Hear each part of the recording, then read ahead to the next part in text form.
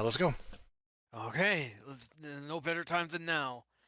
No better time than pizza time. Th- this fucking game, there is way too much to talk about in regards to Pizza Tower. Like its Yeah, long development cycle, the things that came before it, what it has become now, and stuff that may have been but never was, and what the future is looking like for the developers of this game. yeah. This this is a good thing. This is a long thing that we've dedicated ourselves to because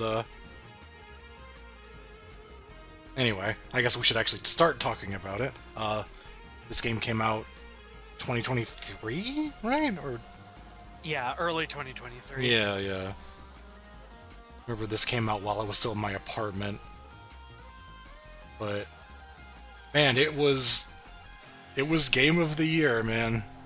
It was Game of the Year, absolutely. It won that award at the Game Awards, and it totally wasn't snubbed by anything else. I guess for the sake of the recording, I should say that I did play this. This is all me.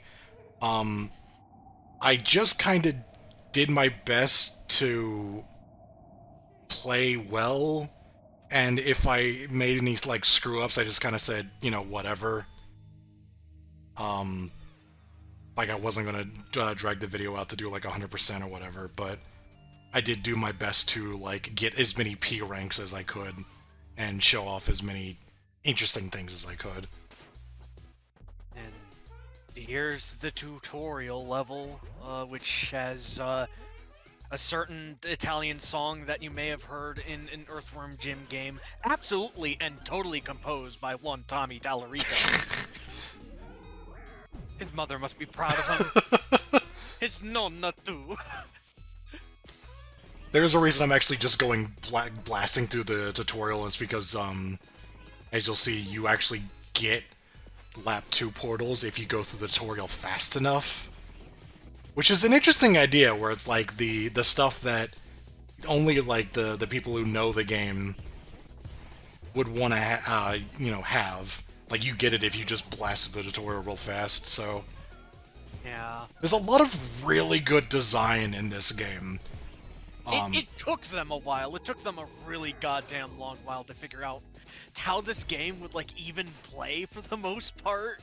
Yeah, like God, I guess to explain what it is, it's kind of like it's more part of that whole like, oh, we got Wario Land 4 likes, but what it ended up being is kind of just a speedrun game because you can't die unless you run out of time during these escape sequences. Which, It's more of a score attack in that way, where taking damage will just halt your progress and cause you to lose some of your precious points. yeah, like the main thing is that you have a combo meter, and which it goes up if for various things, like mostly just anything objective based, any kills on enemies, and any collectible will increase it. And so what you end up, and then of course you get the P rank is just finishing the level with one combo. So if you maintain the one combo throughout the entire thing, from beginning to end, then you get the best rank as long as your score is good, and you get the 3 secrets and the treasure, which is And also just another five thing. coffins. Oh yeah, the 5 top as well.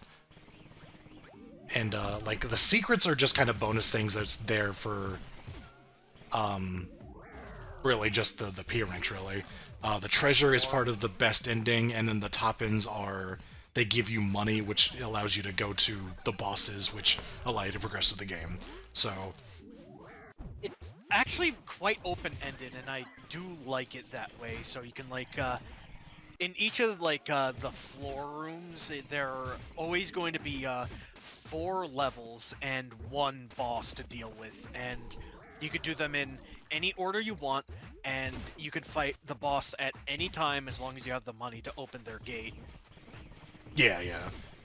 And you'll see that, like, I'll have the money to open the boss gate, but I'll be doing all the levels, so... Yeah. I know that for speed runs the routing is kind of specific, just dependent on like how the lobby is shaped. So for floor 1 you're gonna want to do gutter, pizzascape, pepperman, cheese, and blood sauce. Yeah, and there's... And, yeah, aside from, like, World 5 is 3 levels, so that means there's 19 levels? I believe. 4, 8, 12, 16, 17?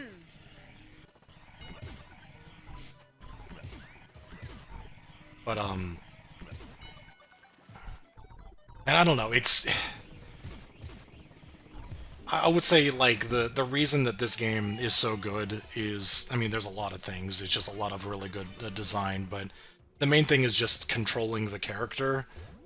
Like, Pepino is a very interesting character to control, and like, getting used to it took quite a while. Yeah. But I would say once you get good at it, it is one of the most satisfying things in the world. So Yeah. that's why I don't really do a lot of, like, 100% completion stuff, like, unless I just really enjoy playing the game. And this is a good example of that, because this game is just so much fun to play. And it's very satisfying to do it right. It's not as that difficult, I would say. Like, it's challenging, but it's not like one of those things like, oh, you're one of the best players in the world if you can do all the P ranks. It's a fair challenge, I would say. Yeah, the difficulty of the game is just dependent on like how much you want to like do all of the completion stuff, because when I first played I definitely wasn't like good. I don't think I like got any P ranks on my first run through, but it took a while to like get used to, you know, Pepino. He's like a car.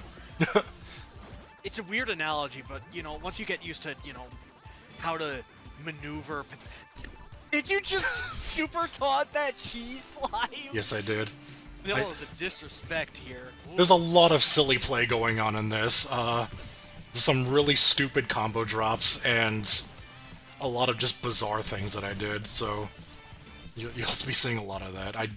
I didn't strive to make this a perfect playthrough by any means. But... P rank, you're such a P rank gamer. You're game zing. I'm so P.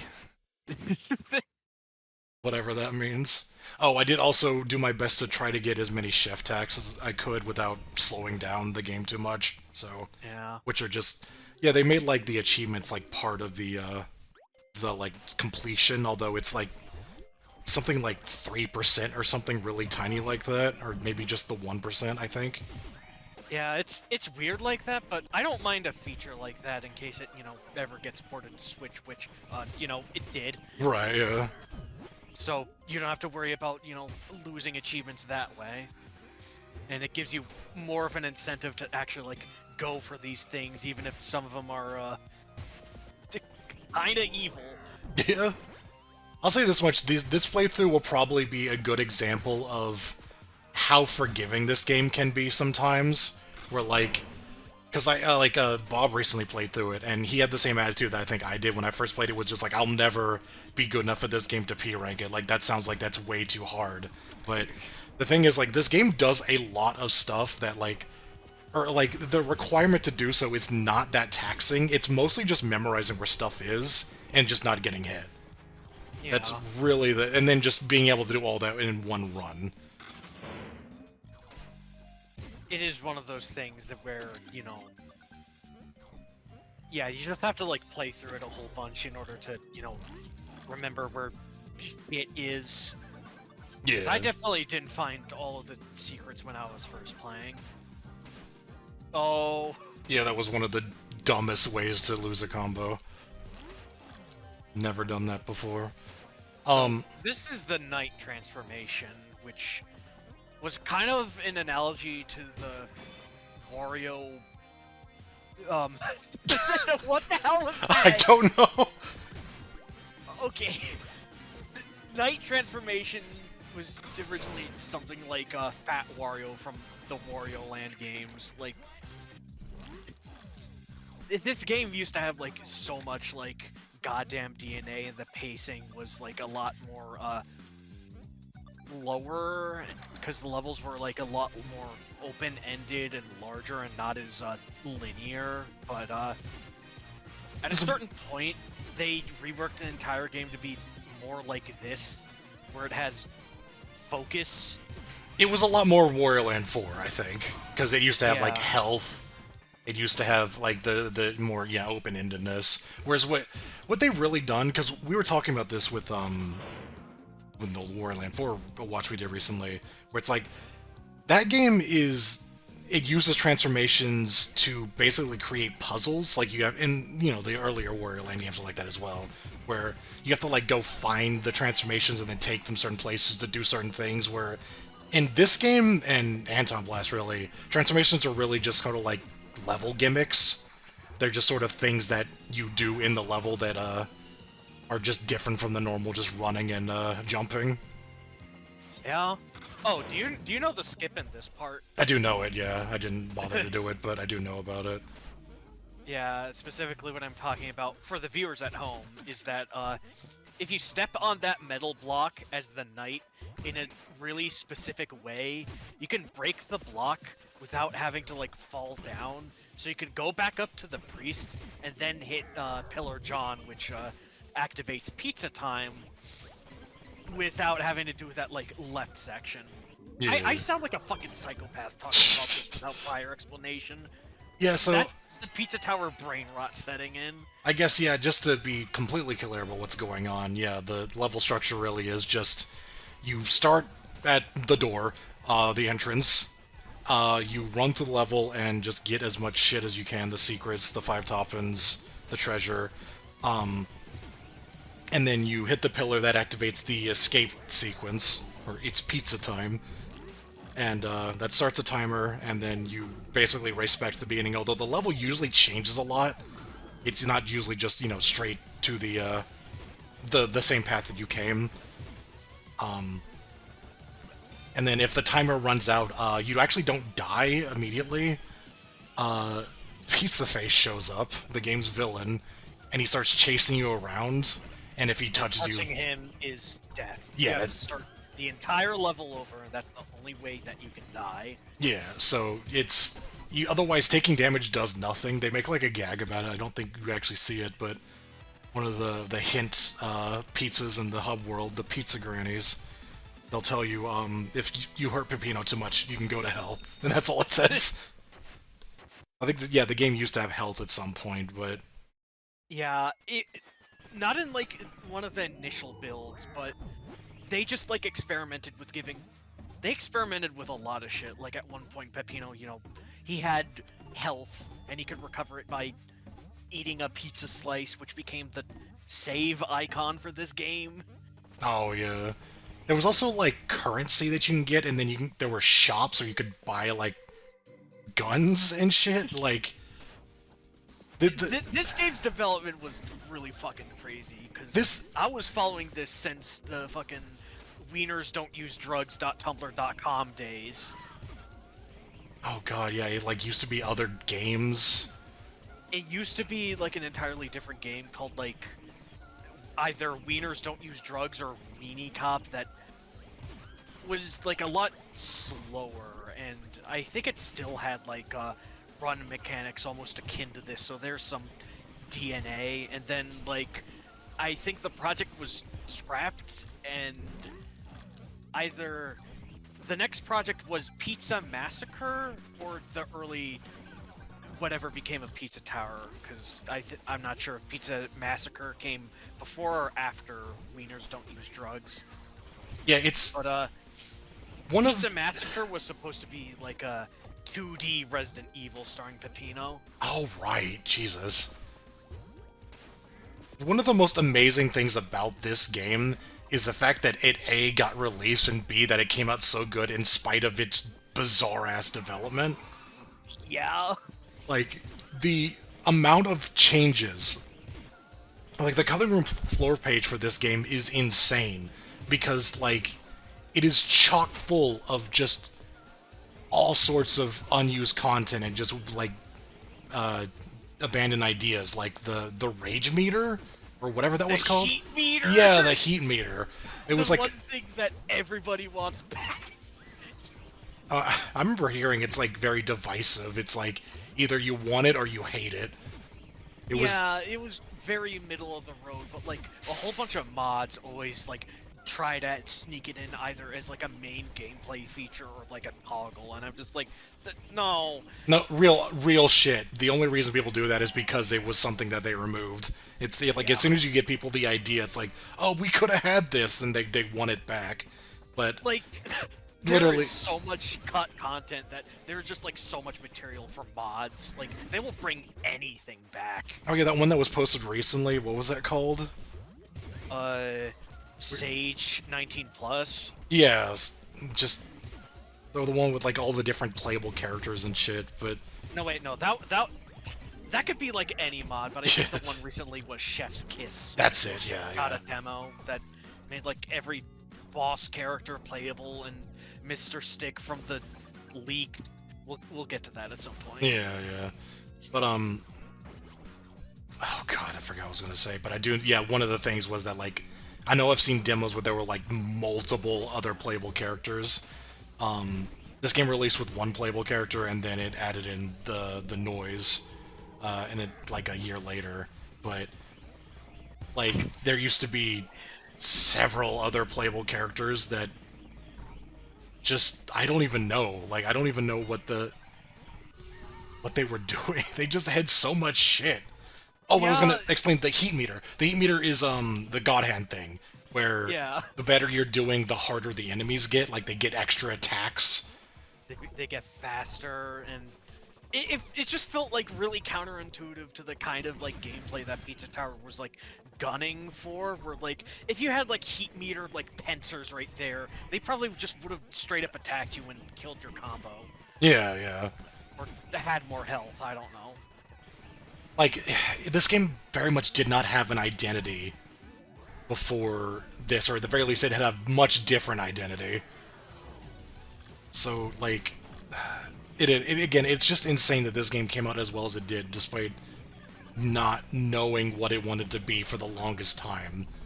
Because like you see some, like I've seen builds where like the super jump doesn't go very high. Like you can't climb Like- the. I think there's one where you can't climb the walls very high either. I remember like seeing like the super patch, like the super jump like patch in a build lasting for like a day because literally nopody liked that. Yeah, yeah. It's. God, I mean, how do you explain like? One of the most insane things about this is just how much stuff Peppino can do, and how many like specific actions there are. Like, there's a lot of unique animations for all sorts of different things. Like, there's like 3 different types of slides, which is kind of weird. Or like, there's like crawling, there's sliding face first, and then there's like the ass first slide, for lack of a better word. I don't even know the differences between those other than like what action you were probably doing beforehand. Yeah, it's like depending on what you were doing is what animation you get, and there's like different like animation cutoffs. Like the midair jump has like a unique, like there's like thing where you like pirouettes if you like go backwards out of the midair like grab animation or something weird like that. Like there's Yeah. a lot of just weirdly specific stuff. There's 4 different run speeds, I think, or not speeds, but levels of running. They call it like Mach 1 through Mach 4. Yeah, that sounds about correct. And yeah, Mach 3 is the one where you break stuff, and also enemies. Air and Yeah, enemies will go into a scared animation, which actually makes the ones with like hitboxes like suddenly become inactive. So if you run at them, if you're not fast enough, you'll just get hit. But if you are fast enough, they'll do their like panic animation. That's actually why I did the roll there, because that guy would hit me if I wasn't moving fast enough. So yeah, unless you're the fucking snowman from Freezer. yeah, there's Bane that of my guy. existence. I hate that level, but we'll get to that. Yeah, yeah. And that's Blood Sauce Dungeon, which is a very vertical level. I like its verticality. I like its commitment to the bit. Like, the bottom is like a super cool color, referencing like the deepest part of hell. Yeah, yeah. I just like how hard of a level that is for World 1. Although hard is kind of subjective because it's based purely on what you're trying to accomplish, like if you're trying to P rank it or not, because actually dying is, you have to run out of time during escape, otherwise you can't, so...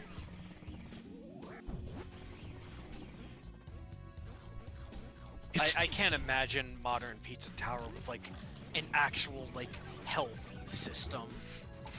Yeah, that would be weird. And then this is a good example. One weird thing about this game is that falling like that in the bonus rooms, or actually just in general, it doesn't end your combo or even hurt it. Yeah, because if you take damage, your combo goes down by like half of the full length. Yeah. So, but you're constantly getting stuff to keep it full, so generally, if you take damage, you'll just be at like half, and then you just have to, kill one guy, or grab one thing, and then suddenly you're back to normal, so... But yeah, there's... This fucking song with a baby sample. Yeah! Also, the beat at the very beginning is, like, directly lifted from Wario Land 4. Curious Factory, I think. Yeah. Very, very strange stuff. It's like, this game, yeah, like, the comparison has always been there, but this game doesn't play anything like Wario Land other than the escape sequence. And the transformations, but again, like, the way they're used is different as well, so...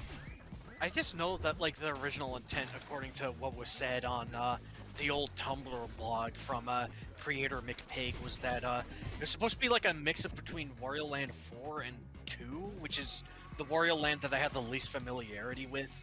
Yeah, I actually haven't, seen or played anything from that. I did play 3. Yeah, 3's good. 3's the shit. So, God, like, how do you explain all of the different things that you can do? Like, the controls, you have, the run... Well, it's not a run button, it defaults to R2, I believe? Or one of the triggers. But, like, you can run, you can uppercut. If you're fast enough, you can do a shine spark called a super jump. You can... You have actually... dive. You quite literally have, or almost literally, the suplex from Kirby Superstar. That's your main mode of attack. Like, I think that was directly the inspiration for that. We need more suplex enjoyers like me and McPig. Yeah, for sure. I'm a big fan. But yeah, you can, like, grab enemies and then carry them around and throw them. If you press down, like, you'll see me do that a lot, like, right there. If you do the dash and then immediately press down, you'll go into the slide. And that's, like, the way to go from, like, standing to running speed. That is quite literally Baby's first advanced Pizza Tower tech. Yeah, that's a really, really big one to know. You have a super jump, which you can only do as Peppino while running. Like, you need to have Mach 3 or whatever. And, that's pretty important information. Like, you can also do a tackle out of the super jump that gets you back into running speed. Like... And also, like, helps you, get to... Yeah, like there, you could get to, like, ground faster if it's above you. So the thing about this game is I wasn't really interested in it because, again, I never played Wario Land 4. I wasn't really, like, looking at this game much, but then I saw Peppino run up a wall, and I wanted to buy this game because it's part of what makes this game so much fun is just, like, how free-form the movement is. Like, there's a lot of personality to the way that you play this game because you have so much choice in how you do so. Like, you can either run up a wall or super jump. And there's just various, like... There's just so much movement tech that the way you play it changes depending on who you are. Like, everyone tackles it in their own way. And This is secretly a stealth sequel to Mirror's Edge. Yes. There's that dive bomb thing. One of the, like, biggest things, like, one of the things I used the most ever since I found out about it, which was surprisingly late. If you are running and you are in midair, or like you make like a running jump and you press down, you'll do like a dive, like diagonally so. But if you hit a wall, you just kind of splat against it, and that will, stop all your momentum. If you are in that dive and then you press the jump button, then you do like a sort of a different ground pound than the normal ground pound. But like it essentially stops your horizontal momentum while keeping you moving down. And that's really useful for like corners, basically. If you're moving downwards and you want to just stop before you hit a wall, but you want to keep moving, then you do that. And I use that a whole lot, and that's one of the things that really helped improve my game. So this is Pepperman. He's the first boss, and I remember in like the super duper early builds where he looked he was a lot larger than this. He also didn't like bulk up like that when he did that shoulder tackle, but Yeah, God, that game was so different. I guess I should. but yeah, boss fights were like completely different because like they went through like multiple different iterations, and I think one of them was like you actually had like rounds to fight a boss in. I should say the Here, it's a lot better, I feel. Yeah. This is more traditional in that you do just have health in the boss fights, and you will just die if you get hit enough. They're pretty easy, I would say.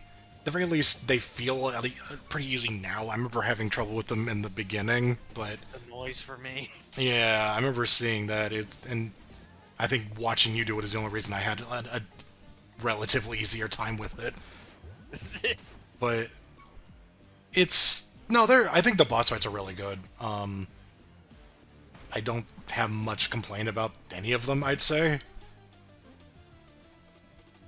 And then the P rank requirement is just beat them without taking damage, which Yeah. is pretty tough for all of them.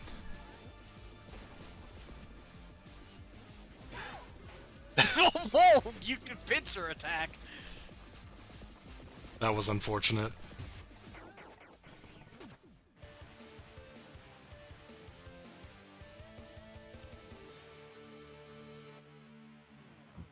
Thinking about Peppermint and thinking back to like how the game was originally structured, like the earliest demos were like, I think entire levels were supposed to be like towers that consisted of like multiple floors that you had to traverse to like get top-ins and the secret treasure, and like Pepperman was at the top, or in some demos just a noise satellite you had to destroy. Oh yeah. There's also, and then yeah, the super taunt. I guess I should mention that now because apparently it's not explained well enough. You might have missed the tooltip that explained it whenever I got it in the first level, because it's yeah, not It's a obvious. screen wipe, essentially. Yeah. after You get enough combo points. It's like if you get 10 kills without taking damage, I think. But like, yeah, you'll see the electricity around your character, and then you press up and taunt, you'll do the screen wipe, which is, again, really, like, you've seen me do that. You've already seen me do it. It's pretty useful. It's actually a really, really good answer for taking damage. Like, if you get hit and your combo's, like, low and you're, like, worried about losing it, just do a super taunt. If there's an enemy on screen, you'll just kill it, and then, you'll be good. It's a really good backup for that. I guess now I should take the time to mention that this game's soundtrack is amazing.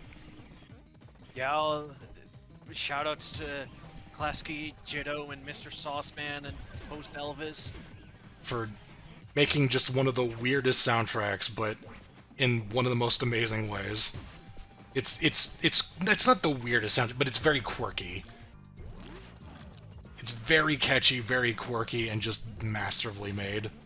Because I've seen a lot of people like go through the albums and like review it and just be like, this is some really creative stuff. Like, it isn't just that it's good; it's that it's odd in a really artsy way. They just do silly things, like they love samples. Oh, there's like an entire like fucking Google spreadsheet dedicated to listing every single sample used in Pizza Tower. So Oh, if you want jeez. to know what gets into it, then That I'm actually curious about.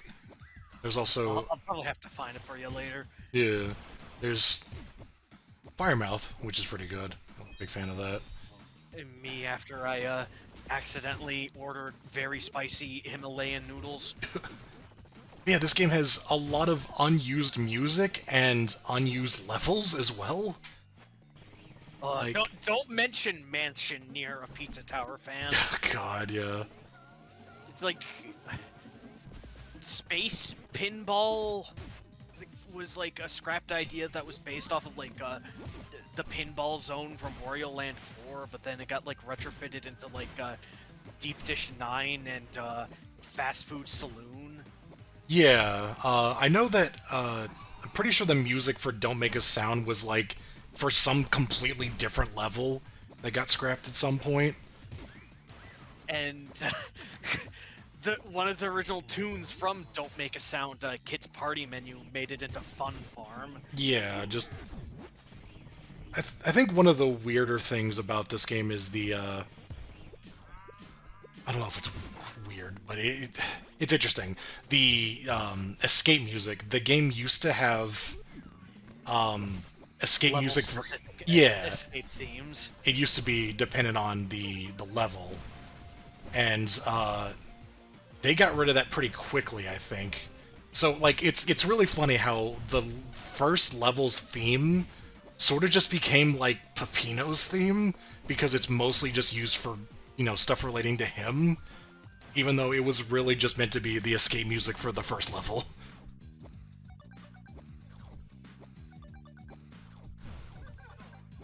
Because then, like, now the Noise has his own music for the first level and has his own escape themes Yeah. and shit like that. But I couldn't imagine putting in all the work to do like escape themes for levels that you weren't even sure were going to stay in, like the skydiving level that like yeah, get any like work in other than its concept and yeah, dick. there's a level that has both like regular themes and its own escape theme. It's like one of like 5 levels that got like escape themes composed for them, and it's not even in the game. Like it. It doesn't even exist. It doesn't even have a tile set for you to like do like a create your own pizza mod. Yeah, bizarre. It got used in a demo as like Snick's level music, I think. Because I know that like that, yeah, was his escape theme. Was that level's escape theme? Yeah, like one of the most popular uh demos of this game was the Sage 2019 demo, which featured a Sonic the Hedgehog parody called Snick the Porcupine. It's him, and he was like his own playable character that you can unlock, and he also had like a .exe form as a joke, and I don't think you realize just how I don't know how to describe it when people like see the joke and are just like, okay, let's make it horrifying in our mod. It's just like, it's a fucking parody. Like it was this this playthrough was like blink and you'll miss it, and the previous shop was an example of the only time that this game, as far as I remember, uses transformations as a negative. Like, it's very Warland 3, and maybe 2, in that, like, if you get hit by the Firemouth thing, you can't proceed to the level. And that's, like, the only time the game does anything like that. Otherwise, it's mostly just, like, a power-up. It's interesting. Or even just as a requirement for getting past those stupid rats, which are essentially just the big frogs from Wario Land 3. But they're Yeah. stupid rats. Yeah, they're essentially walls that you can only break with transformations.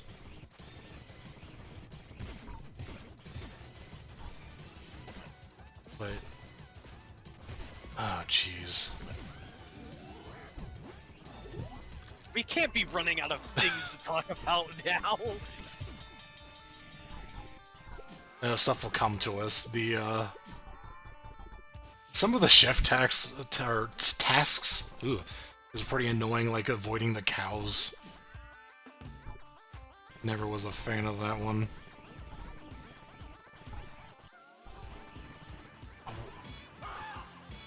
Oh, I mean, yeah, I haven't talked about the taunt mechanic at all. That's actually important. Yeah, even though that it's just like a big meme, it actually does have multiple gameplay purposes. Oh, this. But, yeah, you can... There's, like, a taunt button, which is mostly kind of a joke, but it is also a parry.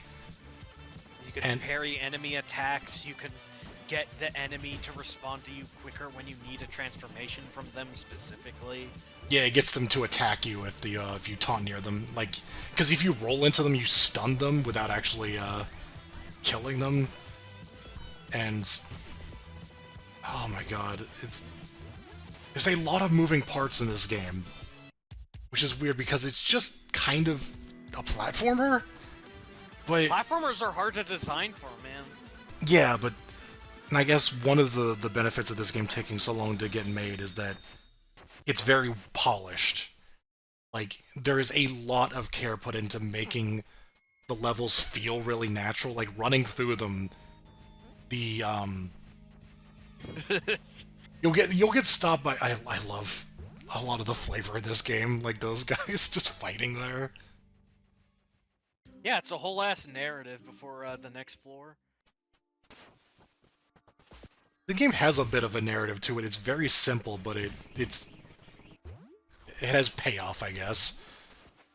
But yeah, like the way levels are designed, like they'll occasionally do things where they put like a low ledge where you can slide right under it if you know what you're doing, otherwise it stops you, but they only do it to, like, make sure you're aware of what's going on.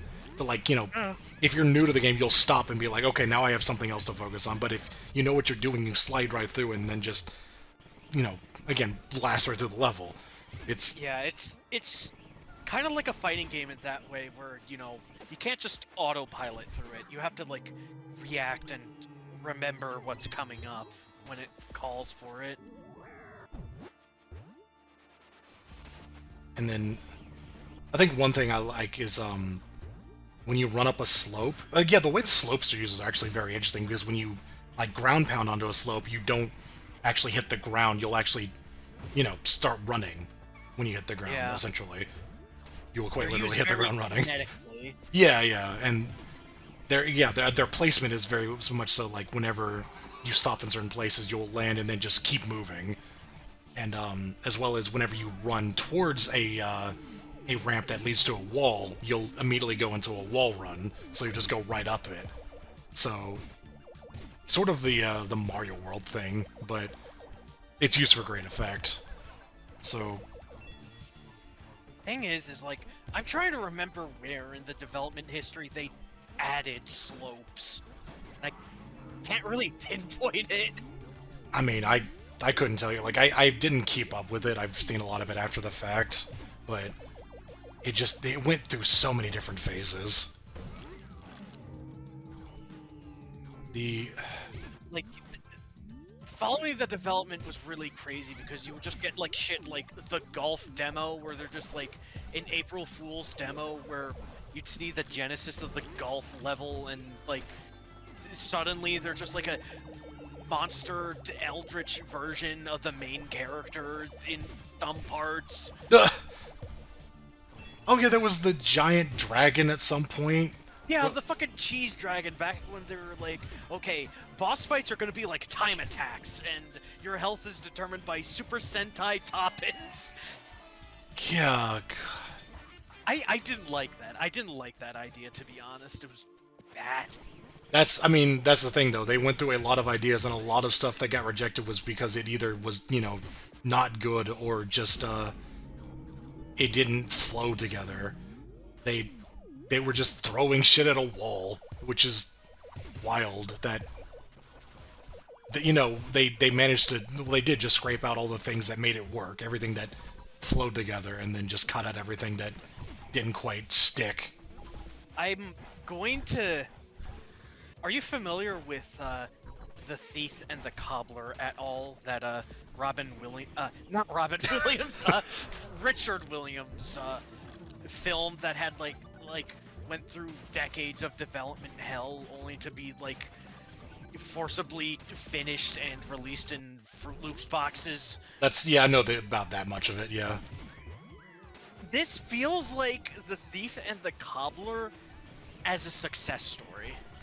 Because there's just like a ton of like shit that they scrapped, whether or not it be out of perfectionism or, you know, but, you know, at a certain point they, you know, were able to use what they had and continue working on it after they figured out what the direction was. Because, like, Thief of the Cobbler didn't get, like, storyboards until way late into development. Like, when I think Warner Brothers was about to, like, sign off on funding, which is a scary idea now because they would just probably fucking write it off for tax cuts. Yeah.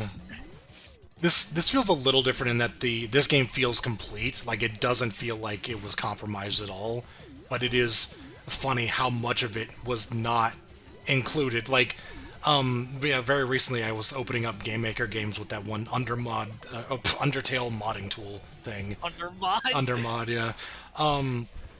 And like one of the first things I saw was like the vigilante like character portraits, like the ones that were like not in the TV, where they were just like the heads floating in the corner.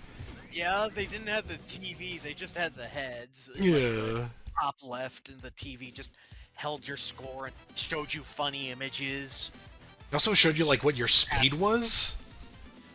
No, I think that was underneath your head portrait as like Right. arrows, much like Super Mario Bros. 3. That's what I mean, like at one point they had like a speedometer like HUD element.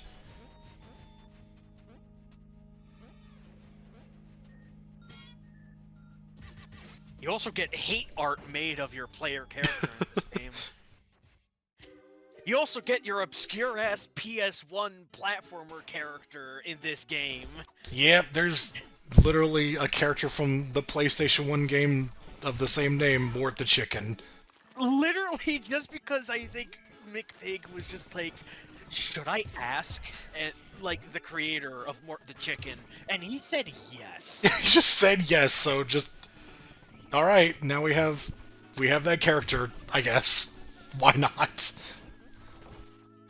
Which, oh my god, this is. I think it's perfect. I think it's really perfect. This game. This is one of a kind, for sure. You know, if Gex weren't, like, dormant, we probably would buy the rights to him and put him in Battle Craze. Square have him now, right? I think. Yeah, I don't know about that. Definitely not Square. Well, maybe someday we could buy the rights to Variable Geo, or at least get permission to use Yuka Takeuchi in Battle Craze. I will say, for the sake of the recording, if you notice any disparity in the time, which I decided to leave on for some reason, the save time, you know, some clever editing there. I didn't restart a lot, but there were some times where I wanted to get just better footage, so...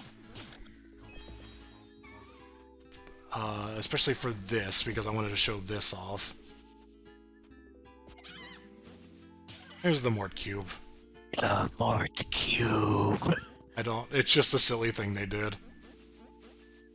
I didn't get it does make sense given the antagonists in Mort the Chicken were sentient cubes. You didn't see me get a chef test for it because I had done it in a previous run before I scrapped it, so oops. But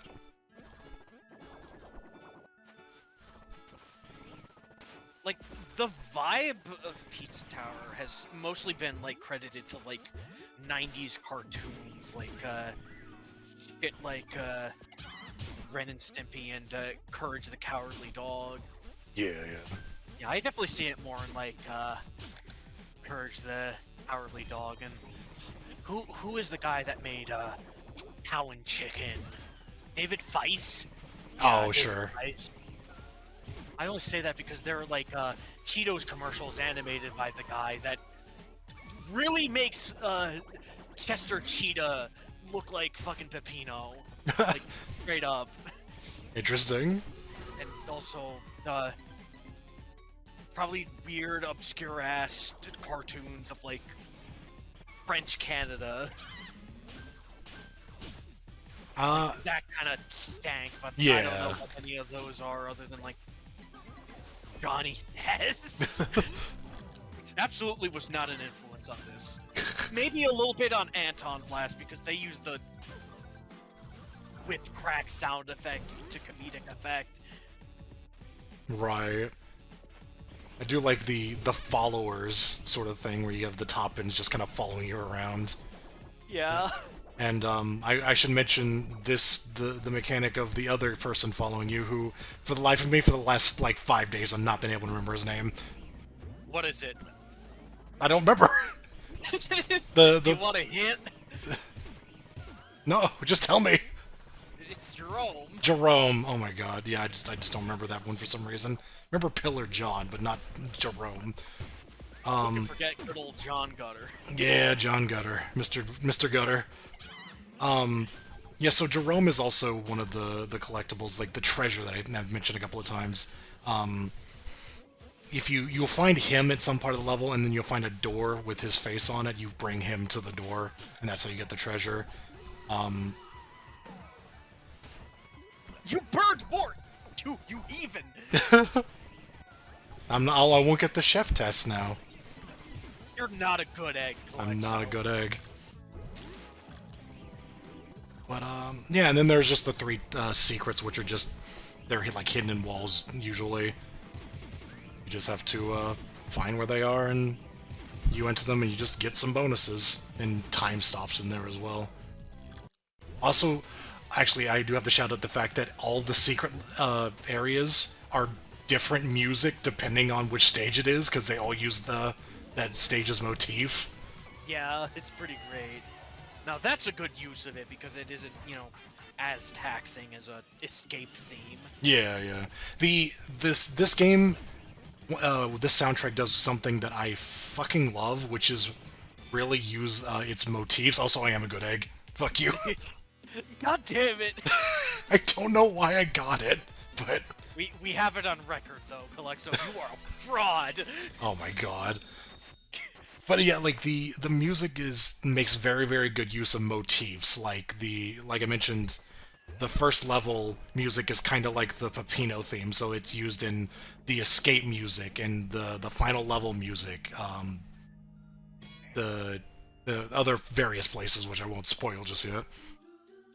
But like each level has its motif used in like three different places. The little intro there that we just saw, the actual like gameplay, and there's usually like an Act 2 version, or like a deeper part of the level where it has like a remix of the theme. Like an A version and a B version. Yeah, and then the bonus music, and then there's like various other places to get like it'll get used sometimes. Like there's the well, again, we'll see it, but it's just I love that shit. Like I love hearing just like a familiar motif and being like, oh shit, there it is again. Yeah. Now you understand why people love Undertale music so much. No, actually, I do like Undertale music's fine. I got no qualms with that. Yeah. High five. High five. But, I know that you mentioned Secrets and Jerome before, and like those things used to work like completely differently in past versions. Like secrets weren't like indicated by like a eyeball; they were just like indicated by like finding something in the walls most of the time. Yeah, it was very Doom-like. And like I think there were 6 secrets total, and then they cut them down to 3. And Jerome was like a completely different function, because like it would be present at like the gate of levels, and you weren't able to like get him until pizza time was activated, and you would have to collect him, go back to where Pillar John was in order to like fucking get the treasure and end the level. I think Yeah, it's that was like rough. yeah, just a lot of weird ideas. Strangely enough, the idea of like lap 2 was present in like the earliest demo. Like one of the things that you can do is like when you got back to the entrance was just go through a hole in order to do it all over again. And Lap 2 is probably like the most popular like pizza tower mechanic, given that there are different mods that add more laps, whether it just be like adding lap 3 or adding infinite laps, because of the way that escapes work. Because no matter what in escapes, you will always have enemies that spawn by the John block spawners and Yeah. clocks, which refresh every lap. So, in theory, one can do a lap infinitely. If there were a way to either refresh the timer or just add more shit each time. Like, oh, lap 3, you have to deal with Pizza Face. Oh, lap 4, you have to deal with the timer from that one future level. Oh, right. It, like, Snick.exe and some other shit from future levels, and it's just like, how can anybody complete that? What's very interesting is this game actually shows you all of the different like collectibles regardless of like you'll see the like a ghost of the top end collectibles or toppings. There's top ends, there's toppings. They're two different things. But you'll see like their ghost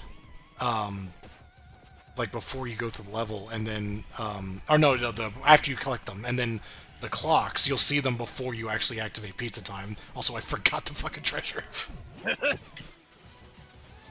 But yeah, well, I was kind of thinking about like why would you need to see where Oh, like nice save. yeah, like why would you need to see where the toppings were after you collect them? I realized that they're actually also used for like guiding you. Like they're another thing that they use to like get you to go to the whichever way you need to go by like which is pretty typical of games. But the fact that you can still see them means that like even if you collect them, they'll still be there, so you'll still see that indication. You know what I mean? Yeah, I get you. So. And then, like... It's very thoughtful that way.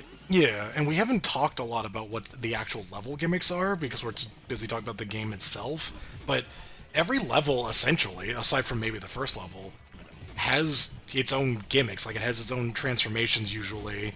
It has something that makes it stand out from the rest. Like Gustavo being drunk here. I mean, yeah, there's thematic stuff, which is fun, but I mean, like, racing the horse to get the toppings, which doesn't really come up that much. The cards. The cards. The buttons, the weenie mounts. And then, yeah, the use of spawning enemies during the escape sequence is very interesting. It, like, they do a lot to make sure that the combo is easy to maintain. And in places where it's hard, they just patch to make it easier, because we'll get to that. But, oh man. Oh, right, you told me about that part. Yep. Damn. That happened to me before. But, yeah, and I just decided I'm not gonna, try to get perfect runs or whatever, so if I drop it, it's whatever. But... we could show off some of the other rank screens, but we'll probably not see anything lower than an A rank. Yeah, it's pretty hard to get the lower ranks, unless you're doing, like, bosses and you get hit a lot, but... Yeah, it's as long as... Especially if you're collecting everything, like, getting below an A rank is pretty difficult, so... I forgot about that wall again! Yeah! Perfect! No, it isn't. It's crazy that these rank screens for Peppino are like some of the earliest sprited things for Pizza Tower. Yeah, one of the... I guess we'll see it later, but I think one of the earliest stages, or at least the ones they had like music for and everything, was the factory level? Because I remember seeing an early build that has that music in it. That was one of the earliest, but I think like the earliest was what would become like John Gutter and like some of the bones of Pizzascape. Oh, sure, yeah. Oh, okay, yeah. What's up? Okay, stream caught up. Sorry. Oh, yeah. Yeah. This guy was supposed to be a playable character. now is a boss. At some point, Pepperman was playable. I don't know what the deal In with that certain was. levels, I think. Yeah, like he was a power-up, I guess. But yeah, so they do this a couple of times in boss fights where you get like a gun. It's funny. Yeah. Oh, Grandpa!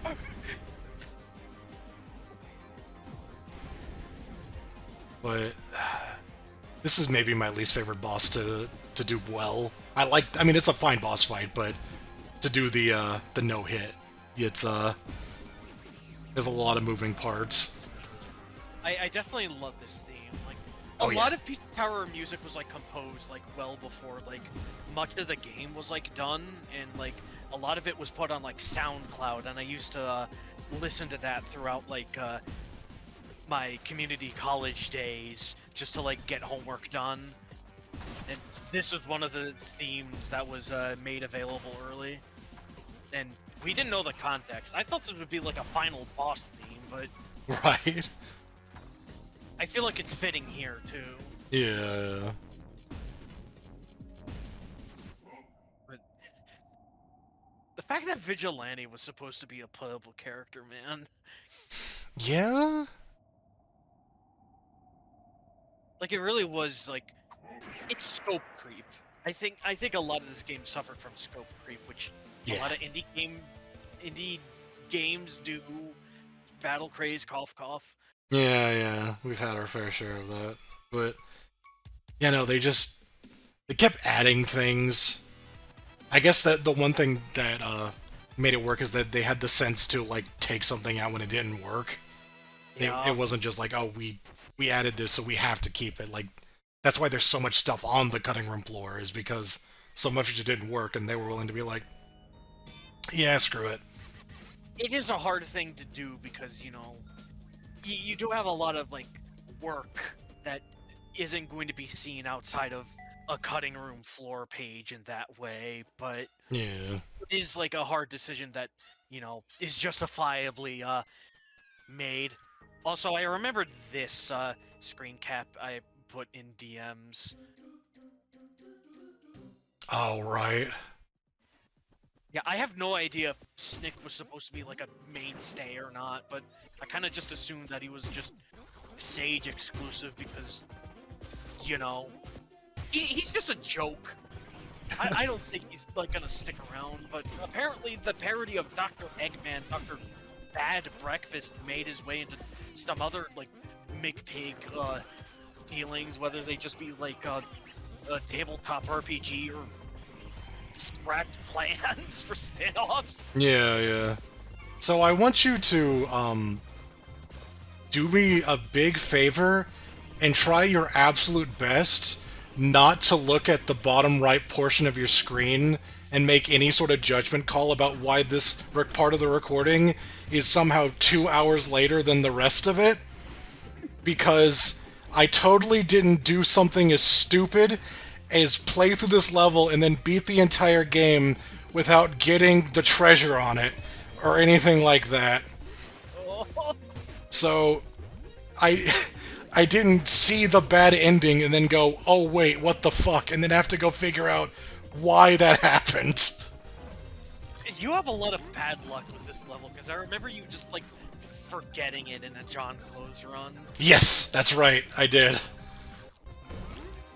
When the because yeah, there's we'll end up seeing it. There's various sort of rankings, I guess, for like it's just the percentage of your completion, but there's some like really let's say rare ones. There's some difficult ones, and because they're based on the time of playthrough. So basically, if you beat the game with a certain percentage at a certain speed on the file, then you'll get the really good rankings essentially. Yeah, I remember that rankings were supposed to be like based on like some of the things that you did. However, I think they scrapped that because it was just a lot easier to determine rankings by just percentage and time. Yeah, So there are like some specific ones that you'll get, like that's the one officer ranking, where I think it was supposed to be intended for if you beat the game while heading to Pino hurt like a large amount of times. Yeah. Also, screw this secret right here. That's like the one secret where if you like screw up, you just lose the ability to do it. Like, Oh man. and spoilers that came up a lot in my noise playthrough. But yeah, the oh my god. The oh yeah, I was gonna mention the clothes. So yeah, I did change my outfit at some point. You saw me kind of shuffle through all the ones I unlocked. Those are per not save file, but like your overall like game save, I guess. It's on your profile essentially. Yeah, when you log in into Pizza Box 360 to with your Pizza Box Gold account. So yeah, there was no way for me to do them again without deleting all my saves. But yeah, there's various things. Like there's some really easy ones and there's some really tough ones. Some really silly ones too, like Think- oh yeah, yeah, like unfunny and funny. oh yeah, that's right. And then for the noise campaign, they made them like all hard as balls. I remember. I still don't like the fucking Pizza Tower guy ones for the noise, specifically because of Deep Dish 9. Oh, for that one, I actually yeah, I remember having trouble with that one. The one I had the most trouble with was Oregano Desert. That Oh, one, fuck that one too. that one's fucking insane. Jesus. Well, I'll actually be able to explain that later because there is one level where you can go for a a P rank run and not lose enough time to actually see him. But yeah, and then the chef tests, which are again they're just like achievements, but they're part of the save, and they contribute again to like 1% of your completion, so they're not really that important. But it's like yeah, it's most of it is just finding the secrets and the treasures. 1% is the chef test, and then I think like 5% or so is getting S ranks or P ranks on all the levels. Something like that. Yeah, that sounds about right. I guess, yeah, if I were to... Nope, I nearly forgot to do it again. I don't even know why this one gives me trouble. How could you? It's a spirit from Anton Plaid.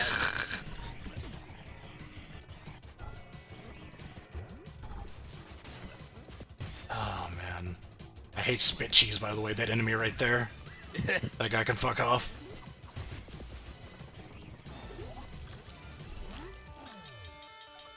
There he is. Yeah, so Drunk bastard. when I told you that I didn't have a recording of that, that's because I didn't during the original playthrough. But then, this happened. So, actually, yeah, that was another funny thing is that, as you could tell here, I'm doing a lot better during this run because I did not get a P rank when I did them the first time.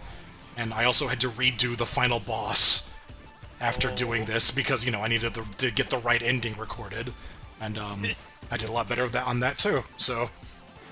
It was... Good, at least. It was a boon, I guess. Yeah, Hades.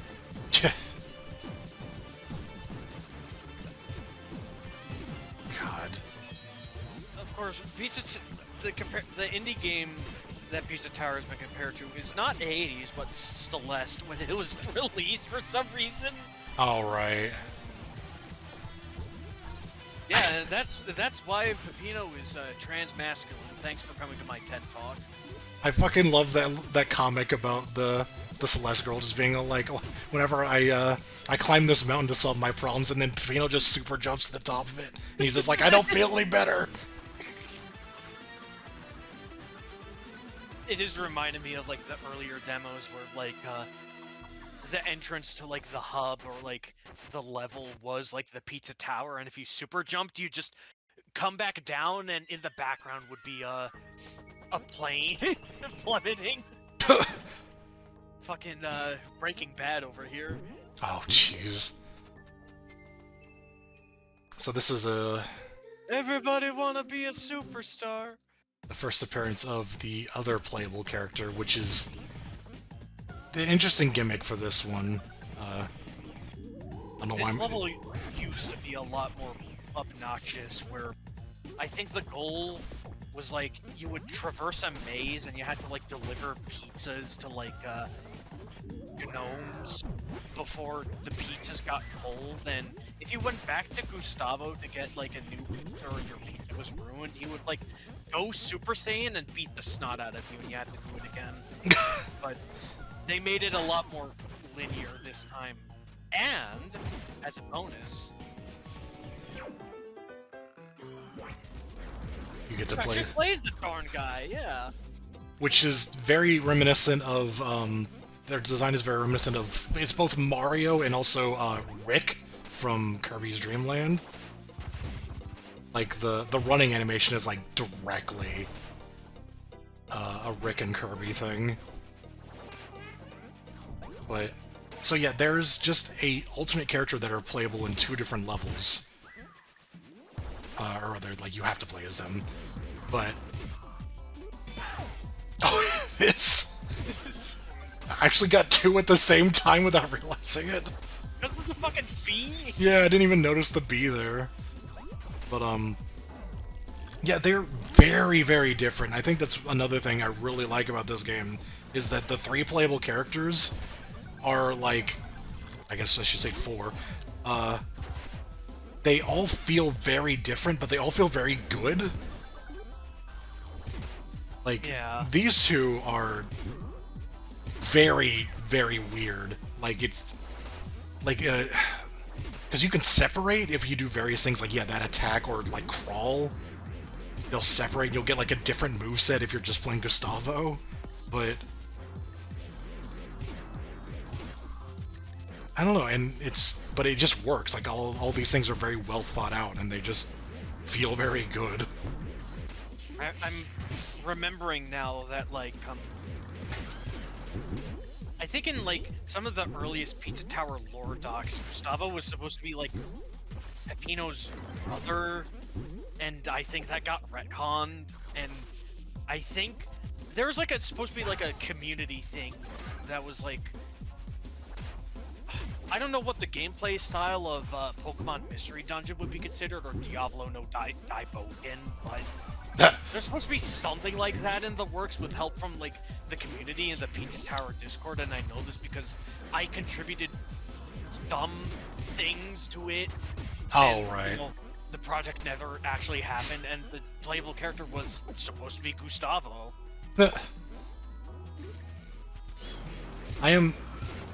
I guess that would just be, like, roguelikes in the most literal sense. Like, I know, the Divolo game is, like, very much, like the old Rogue that the genre is named after. Like, everybody knows about, you know, Metroid and Castlevania, but nobody really knows about Rogue. Yeah. That's sort of lost. So these... Oh, yeah, these pickle enemies, which are also from another game? I don't know anything about them, but they are from some other indie game. That's funny. And they're annoying, because if, you run at them, and I guess I don't think if you're not at, like, Mach 3 or whatever, like, they just become invincible for a brief second and then teleport onto you and attack you. Yeah. So you have to be very conscious of what's going on whenever they're around. I do love the the gimmick of this level, or one of them, is that all of the toppings are just taking these pizzas to delivering them. You're actually delivering pizzas for once. Yeah. As Italian chefs. I can't imagine what the actual day-to-day operations of Peppino's business are, other than probably nothing, considering that he's into debt in the intro of the game. Oh, yeah. My headcanon is that Peppino is actually really good at making pizzas. He's just kind of bitten by, like, the bad side of luck when it comes to the business part of it. Yeah, sure. The plot is... It exists, yeah. There's just a guy named Pizza Face, and he hates Peppino. He wants to destroy Pepinos. I feel like that there's like something that I could take out of it with like what happens at the end. And, like this entire plot is all done just for entertainment, considering all the TVs that we'll see later on. And the TV that we're seeing now, in fact. Yeah, there's like a motif there with like television. Oh yeah, these little fairy mice were added in I think the noise update for. Thanks, oh yeah. And like this room used to be insanely hard to keep your combo in. Like if you got stopped at all, you drop it because there was just nothing to keep it going with. And that was one of the things they just changed. They just added those little fairies there to give you points. It actually makes it insanely easy to keep your combo in there because they give you points over time, which every time you get like one of those topping things, you increase your combo meter. So. But back to Pizza Tower lore. I mentioned like the earliest like lore document like a bit before, and like some of the contents of that were like either really fucking insane or really like like I think that the original plot was supposed to be like Peppino is like his pizza making skills are so disgraced by his ancestors that they like come out of debt in order to force him to make like the best pizza, and like the noise is like a homunculus that was created by like a rival pizza chain called like Dominion, made to like stop this from happening. Bizarre. And there are like some other tidbits, like a sequel that was like a straight up parody of Battle Tendency that mentions a villain named Carzone and Peppino having to travel to Italy with his hot Italian mom and his gay Guido friend. Wow. And Peppino, you know, being a war veteran and developing a split personality. Oh yeah, like the war level. Guess we'll get to that. Yeah, I'm at least glad that they didn't keep the part where he had a split personality, because I don't think a game like this would handle mental health with a delicate touch. Yeah. Also, I again didn't forget to grab this on the first lap. I just chose to get it now. Yeah, that's what you want to tell the audience. Mm-hmm. Yeah. Yep. That's absolutely what I did. It's okay though, because actually I don't know. It doesn't really matter. But one interesting thing is that so the P rank is that you have to do everything, and you also have to get an S rank. It becomes a P rank as soon as you've done the second lap or entered the second lap, gotten all 3 secrets, and have the treasure. So there's actually a. It was right there. Yeah. They incentivize you to actually get points by making it where you need to have an S rank in order to get the P rank, essentially. So. And generally, you would get the S rank anyways if you do all the other objectives. Yeah, because each objective gives you like a substantial amount of points. So this level started off as one dumb joke based off of one part in Wario Land 3 that not many people really liked. Oh yeah. This level looks really funny whenever you play it well. Which is, spoilers, you're not going to see that here. This level is pretty funny, though. I really enjoy, like, when platformers really, like, have those out there ideas and make those into, like, whole levels and design entire gimmicks around it. Like you probably know, like, the archetypical, like, Mario theme motifs. You know, you have grassland, desert, water, lava, snow. And here you just have golf. Well, they have Mario Golf, but that's its own game, usually. Yeah. They But yeah, reserve that shit for a game. They wouldn't make an entire level based around golf. well, I mean, Wario would, to be fair. Like, they'd have that in a Wario game. I mean, they had, pinball stage. And the golf minigame in Wario Land 3. Yeah. So I think hated that's doing that for puzzles. that was very on brand, but the fact that they made it work so well without it making it annoying is, again, a testament just very good design decisions. Like, I think it's just because of the fact that whenever you grab a grease ball there, it's the name of the guy who, I guess, runs the business and also is the ball. He's so poor that he can't afford it. But yeah, whenever you grab him, like, you start an attack, like, it actually resets the combo, and I think that's like the main reason why it's not frustrating, because if you like just keep hitting him, you'll just keep your combo going. So Yeah. I'd also like to mention that in that previous secret, Greaseball took the role of Mad Science-Stein from Mario Land 4. yeah, that's Because he's usually in the secret pink rooms as a blunt object. Mad Science Stein. You know, he's the only Mario character to admit to look at pornography. Amazing. Yeah, in the Japanese, manual, he's like, I'm an archaeologist, but, in my spare time, I do something that isn't for little boys. Tell your parents when you're older. Jesus Christ. And then those giant noses are also very Wario. They just suck up the ball and just hold it up for you. So yeah, there's a par for how many times you hit him, and like a lot of different things count as a hit against him. Like you don't do the actual like grabbing, but also like bouncing off his head, or like bumping into him, or having an enemy hit him. I think all count as a stroke. Yeah, other than, going for a chef task, the only thing that it affects is, getting some, extra points. Which points are important because you'll need those for, again, your P ranks. Yeah. Yeah, and it's not a birdie or an eagle or an albatross. It's a primo bird. Which Yeah, is it's based on much more coveted.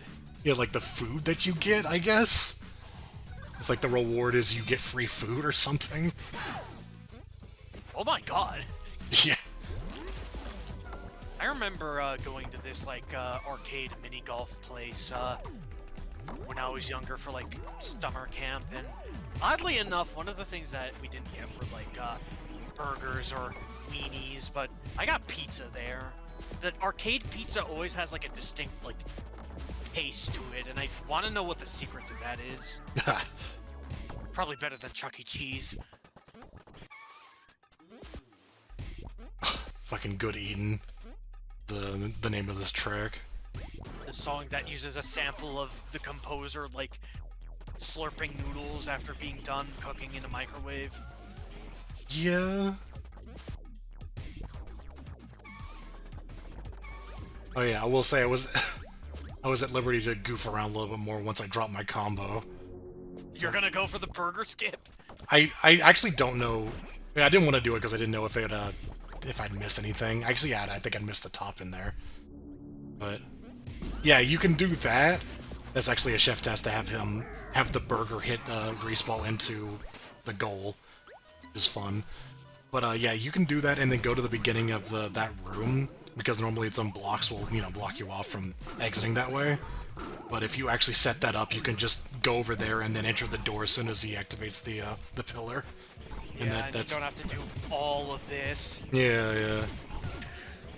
Which is good for an any percent speed run, where you are usually getting the minimum amount of toppings in order to fight each boss. Right, yeah. Because yeah, you don't need all of the toppings because they give you $100 or $10, $10 each. Mm-hmm. And you need, it's something like 100 for Pepperman, 150 for Vigilante, etc., etc. But at the end of it, it's you have $90 extra, I think, or something like that. Yeah, I think it got increased in a patch at a certain point. Right, yeah. So, That's all 3 chef tests for that level. I don't remember what the first one I got was for.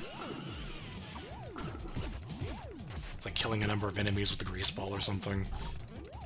But, yeah, like, you don't have to get every single top in order to beat the game, but you have, like, a little leeway. You can actually skip an entire level, because it's more than 5, like, extra, so... Yeah.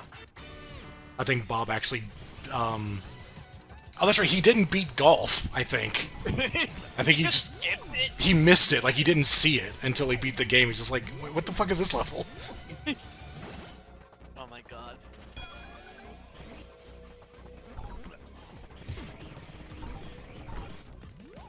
Yeah, I want to do like a tier list at some point of like my levels, my favorite levels based on how it is to P rank them, because some of them are really fun, some of them are pretty frustrating.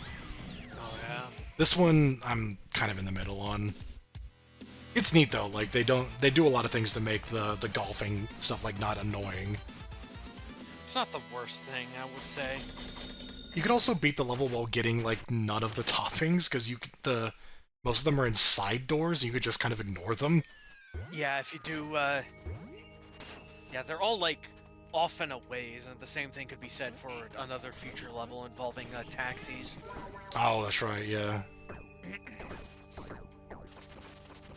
Which is, it's slightly weird that the, oh yeah, there's various rooms that are just sort of hidden about the hub. This is a reference to some sort of unused transformation, I guess? Or just not unused because it's there, but...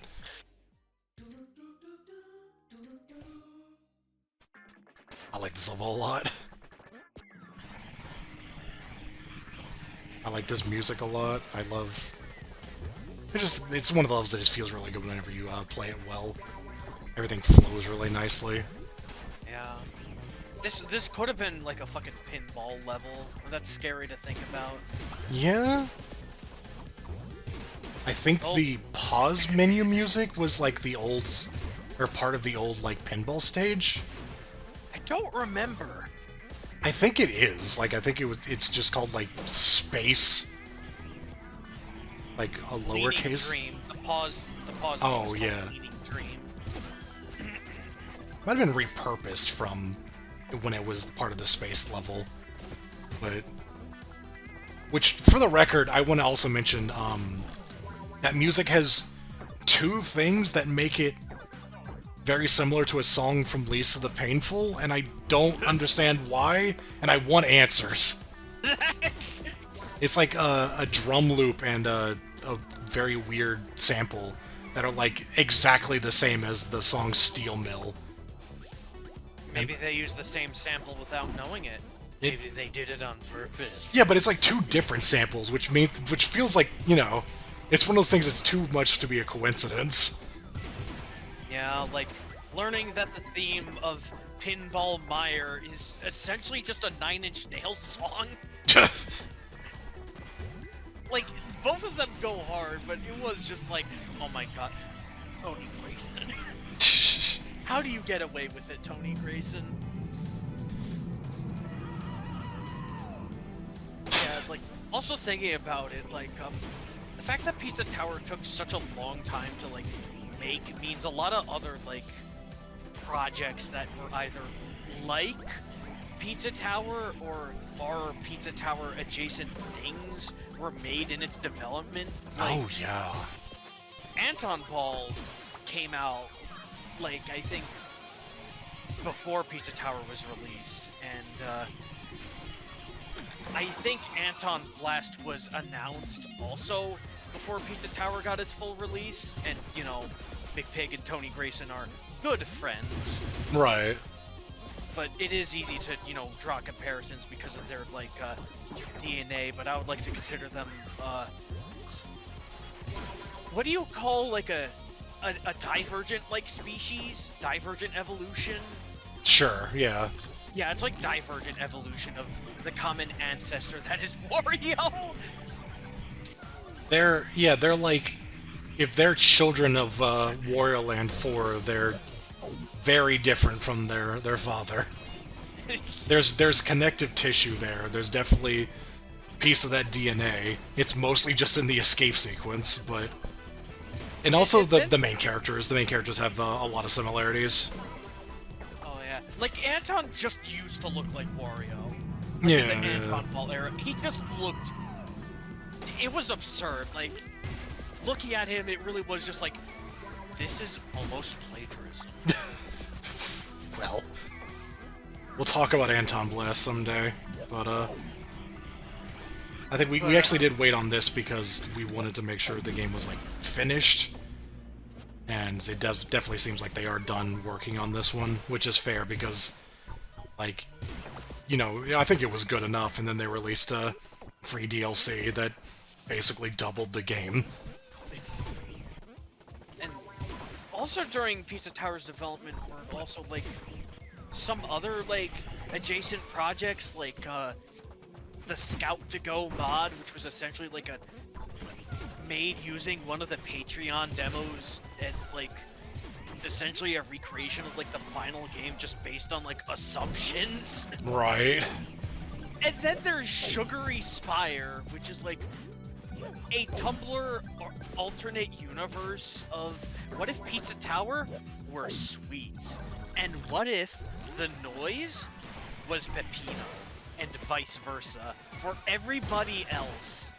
And even nowadays, Sugary Spire looks like completely different than what it once was because the things that it was referencing wasn't complete. Yeah, yeah. There That is was. just one of those like super insane things to me that people were willing to make like a fan game of something that wasn't even done. Yeah, and then there was Internship, which was I just. don't remember if Internship was before or after Pizza Tower, but I'm pretty sure it think was might have been before. Yeah, like I think it was basically just like they aren't finishing Pizza Tower, so I'm gonna do it myself. I don't even know what the story is other than it's a fan game, but not. But it most definitely is using the skeleton of Pizza Tower, and it Yeah. says its own thing. It's like a wolf in sheep's clothing, but quite literally. It's something like people were kind of crazy about this game even before it came out. And then people got even crazier. Like, you know how many kids love Pizza Tower? Yeah, it was one of those games for a while. Like it, I don't feel like it was ever like stupidly popular. It didn't have like Undertale's success, but it was pretty close. A lot of people Yeah. got mad it didn't get Game of the Year awards at whatever fucking bullshit. Because I mean, all of that is just like theatrics anyway. yeah, exactly.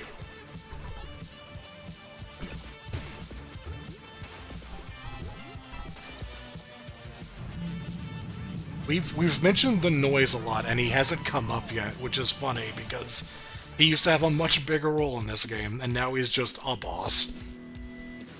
I still think he's deserving of the playable character slot, given all of the backstage lore about it. Yeah. He's meant to be like the rival character, but in the full campaign, he's just he's just a boss. It's funny to think that originally, after you did his boss fight here, the key would be relocated to John Gutter, and John Gutter would be redesigned and called Noise Gutter for the rest of your save file. That's weird. I don't think it would have been a good idea anyways, given the speedrun nature of this game would just mean you'd have to backtrack through the lobby to get back there. Yeah. So here he is, Theodore Noise. Yeah, he used to be like, like some of the transformations, like the bomb transformation used to work. I think kind of like the fire one from Wario Land. Yeah, he used to be in like the window and throwing bombs. He used to be like the guy that starts the escape sequence. There's a lot of different shit that started at the escape sequence, and then it just became Pillar John. Yeah, which like, yeah. So And it's there's like the plot is like, yeah, not only is Pizza Face going to destroy Peppino's, restaurant, but you have to go through these doors, which I guess are different areas that give Pizza Face his abilities or something. I And don't really remember the bulk of it, but I just think it's like, I think Face is like making like an attraction out of these like ancient ruins. yeah, something like You know, that. the decoration. Welcome to floor 3, bitch. Yeah, yeah. I just thought the main thing is like the reason that you're going through these levels is to basically break the pillar, and that like gets rid of the gate, which is why, or like it destroys it in some fashion. That's why there's like a timer, is because essentially it's breaking down. But also Pizza Face can find you doing that. I don't know. It's not. There's like some lore hidden there, but I don't know how much of it is actually like implied or just actually explained. Well, none of it's explained. Some of the earlier lore. It was supposed to be like, given the fact that Pillar John used to be like a gate that ate the toppins. It was supposed to be revealed that you were secretly powering him up, and he was the final boss. Oh, Jesus Christ.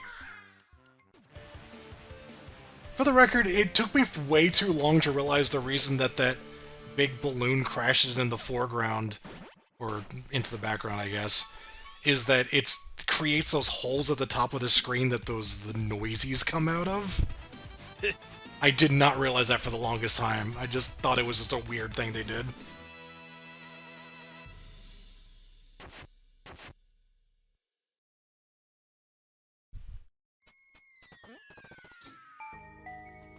Alright, floor 4. The lore. There's different themes too, like this is the slums. Oh yeah, every level or every room used to have its own name that was visible in like the window editor. I remember like some of the old floor names, like I think it was originally supposed to be called like Tower Realm, Weirder West, No Vacation Cruise, 21st Century Empire, and Terror Nation.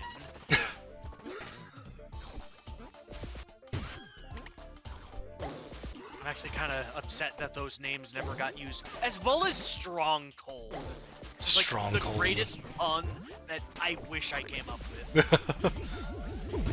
Yeah, that's pretty good. Yeah, so this level has a gimmick where there's these taxis that take you to alternate parts of the level that they're just like these little like closet areas that have the topping in them. And there's Didn't take your pictures with pigs. I didn't take them with all of them, no. I kind of forgot about that for a while. This enemy, the handcuffs, which is like that thing from Sonic and Knuckles.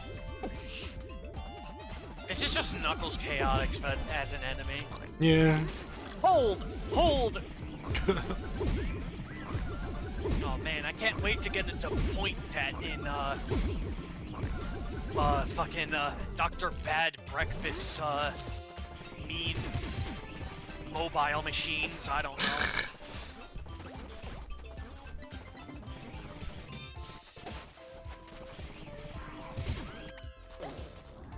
And then, yeah. Funny that this level used to be, like, originally like a Streets of Rage homage, like the loose kung fu theme, and like, at some point in Peppino's kit, he used to have, like, combat tools, and the breakdance was like a mobility option to help him get faster. Oh god, that's right, yeah. Forgot about yeah, he used to have like a basic like slap attack as the whenever you press the Y button instead of the grab. I think the grab like condenses everything into like one like cohesive tool. Yeah, yeah. Although you can see part of that whenever you hit a boss with the grab, it just goes into an attack automatically. Yeah. There's a lot of repurpose of, like, the noise, used to be playable in the earlier versions, and a lot of his animations are just, from the boss fight, are reused from when he was playable. Smells good. Yeah, there's this room, where it's I remember at a certain point, the TV was supposed to have, like, speech blurbs in it. Oh, And, yeah. They got rid of that because, like, there are only, like, 2 rooms that had, like, those speech bubbles, and they had, like, jokes constantly going off, and it was okay. And then, like, the Sage 19 Plus fan game / mod put them back in and added new dialogue, and it was, like, immediately not funny. I remember that somebody was working on an Archipelago mod for Pizza Tower, which doesn't look like it's going to get finished, but they repurposed that code to like describe like items and stuff that you got, which I thought was really clever. That is a good use of that, though. Rather than making jokes and then elaborating on stage elements that you're supposed to just take in yourself without them being pointed out to you like you're nearsighted. I don't like that when there's just like something like in a setting that, you know, doesn't make sense, and then it's pointed out to you without, you know, you being the one to figure it out yourself or go, huh, that is weird. I have no idea. Green Hill is looking a lot more like Sand Hill right now. Yeah. No, that's just bad writing. I do like how that Sage 19 Plus is a good game, but yeah. Not everybody's a writer or a comedian. Yeah. To get back to level, I like the balloon thing is used very differently between the 2 characters. Pose that Peppino takes when holding a rat balloon is just a Wario Land 3 reference. Oh yeah, that it is. Mr. Carr. Oh yeah, Mr. Carr. That's another thing that's just like there's another like hidden room in the hub that just has Mr. Carr in it, and that's just a reference to some other cut content that I don't know. I don't even know if there's any explanation for what the fuck that is. I'm gonna look it up right now because I am curious myself. I don't remember what the mystery behind Mr. Carr was. As you can tell, this is the other Gustavo and Brick level, which, you know, yeah, it's a good level. I like it. Mr. Carr's original behavior was that it wouldn't move by himself. Instead, it would act as a large, solid object. Mr. Carr was invulnerable to all attacks except for dashing at Mach 3 or higher. In that case, he is launched forwards in a straight line, instantly killing enemies in his way until he explodes upon hitting a wall. Weird, okay. Just a weird thing that got cut. Here's an experimental idea that I believe was seen, like, repurposed in a Sugary Spire level, but I think that level may be reworked, so I don't know if that's gonna, like, stick or not. I think even that mod is going through a lot of different phases. Oh, that game is actually being made from the ground up. Oh, right, it's not a mod, but... At least its latest demo with Exhibition Night looks like it knows what it's doing this time. Yeah, like, yeah. Taking the lessons from like Final Pizza Tower and its own like old demos and carving like its own identity too. Oh right, yeah, because it used to feature things that got cut from Pizza Tower, and it was kind of glaring that you'd look at it and just be like, oh, there's a reason that Pizza Tower doesn't do this anymore. Like the screen rotating, I think, whenever during escapes. I hate when like mods do that so much. Because they keep fucking doing it. It's like on by default or something. It's just like, no, that's stupid. It's disorienting. Stop doing it. I get what they're trying to do, but yeah, it's just... Oh man, we're gonna have rotating screen lap 100 with like heat meter plus.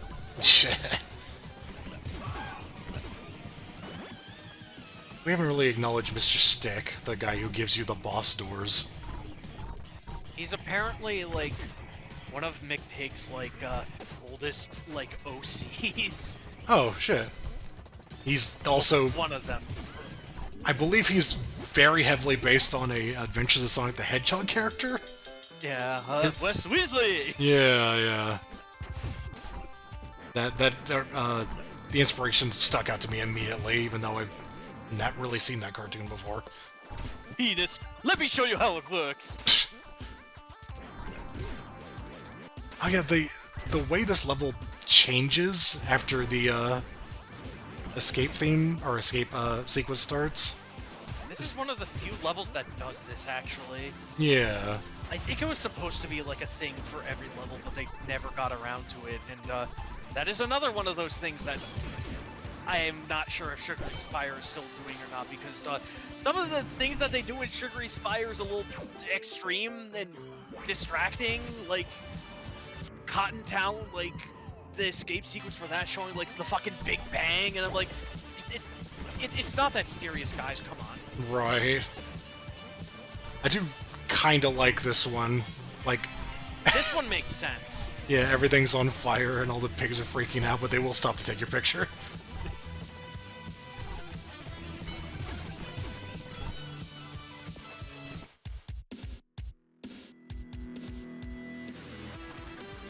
I may or may not have forgotten to show the Easter egg. Grandpa. Yeah. I just completely blanked on that. He was supposed to be a stage hazard in Mansion. Oh, right.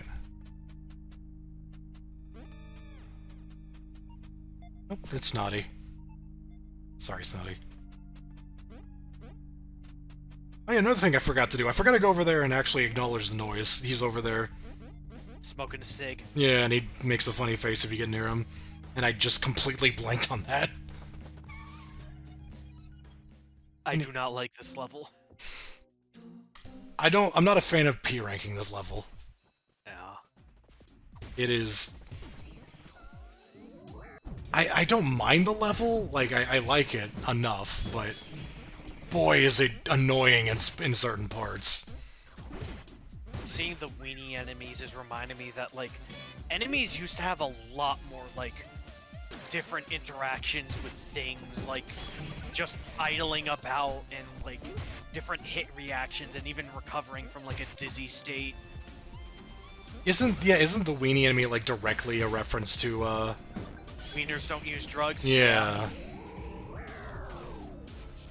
It was also, like, a Doom mod that I think got reference in this in some fashion.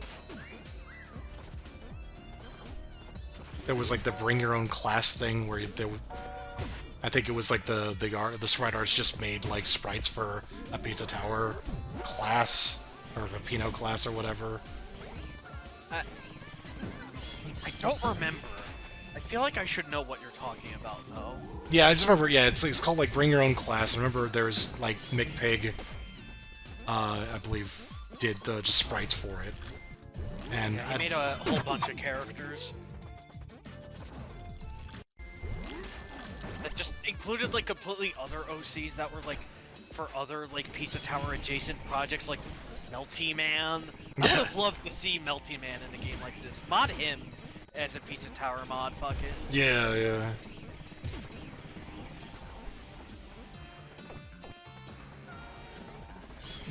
I might explain why there's some Doom references in the golf stage. Like, the demons, I think, are directly supposed to be, like... Doom imps. Yeah, like, or Pinky demons. Yeah, Pinky. And then, yeah, the title card is very, Doom-esque. This secret right here is the worst. This is the worst goddamn secret, especially as the noise. Yeah, it's fine as Peppino, it's a little annoying, but as the noise, it is almost impossible to get to for no reason. Oh, by the way, shoutouts to, people who tell me that you need the ball transformation to get through this segment of the level. Who told you that? There was, because I made the manual for, Archipelago, Pizza Tower, and like, somebody was asking me, just like, why isn't the ball transformation required for this level? And I'm like, because you don't need it. And then someone made their own version of it to include, like, 100%, like P rank requirements and unlocking different Jeromes and shit like that. The stuff that I wasn't interested in. And they're like, by the way, I made it to where you need the ball transformation to beat this level. And I was like, why? You don't need it. Wasn't needed. It wasn't needed. You literally could skip it. But just whatever. It's not even tech. You just literally roll. Anyway, I'm like 90%. Ball transformation used to just be a thing that you could do on your own off of slopes like Mario Land. Yeah. No, we'll see that in another game. Yeah. The box transformation, I'm like 50% convinced is meant to be like Fly Wrench from Super Meat Boy, which is actually its own thing, but it was in Super Meat Boy and it controlled a lot like that, where you have like multiple jumps, like 10 or so, and then weird flight essentially. But it's actually one thing I like about this level is the box transformation is really fun. I always had difficulty with this secret. Yeah, this one can be a bit weird. I didn't normally have trouble with it, and then when I started doing Secrets of the World, I started botching it a bunch. Oh, another thing I should mention, the chef test for beating or killing all the robots is really buggy. I don't know why, like sometimes it won't trigger. Or I think what it used to happen was that it would not trigger even if you did kill all of them, and it was like just sort of weird that way. And I think they fixed it in the dumbest way possible, and you'll see it in this recording. These fucking hands.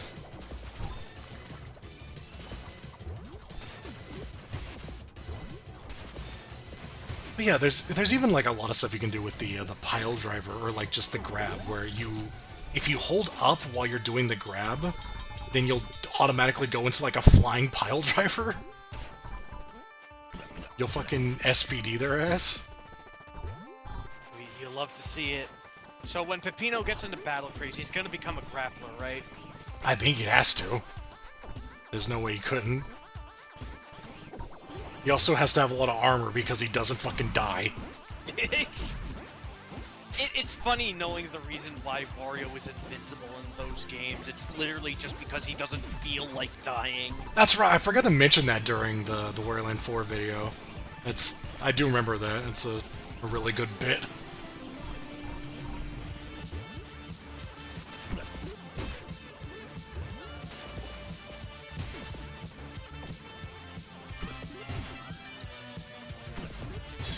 Should see it here. Yeah. Early? Yeah. It seems to be their fix for it, is just to make it happen earlier now, so you usually get it with one of them still alive. I have no idea what's going on there.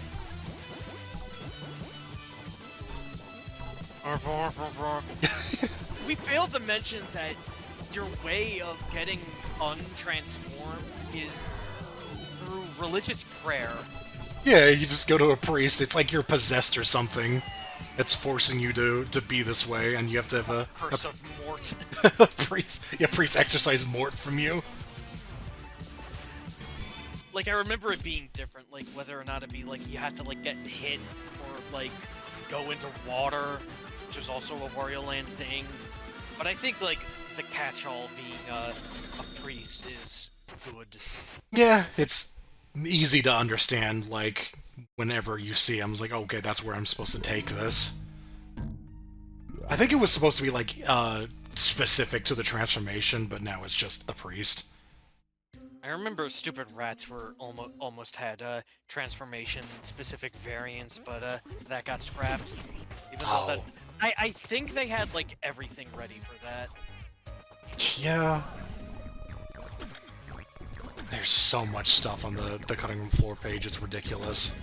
Yeah, like, if you're ever bored one day, you should just drop on by to the cutting room floor and just see how much there is. They're just like sub-pages for sub-pages. Yeah. So yeah, most of these are like my first attempts, and the level that I dread the most, I got a P rank on.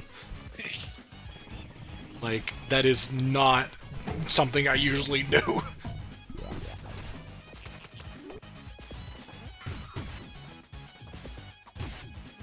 I have played this game a hell of a lot because of Archipelago, though, that manual I mentioned. I made that entirely so I could play it and some more, and I certainly did. I did it like 15 or so times, I'd say.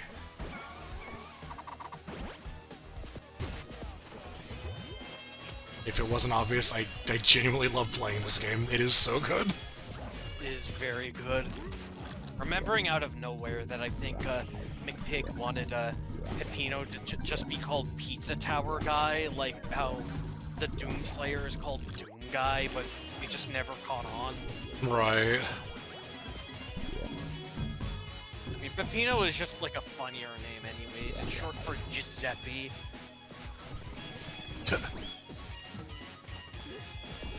Imagine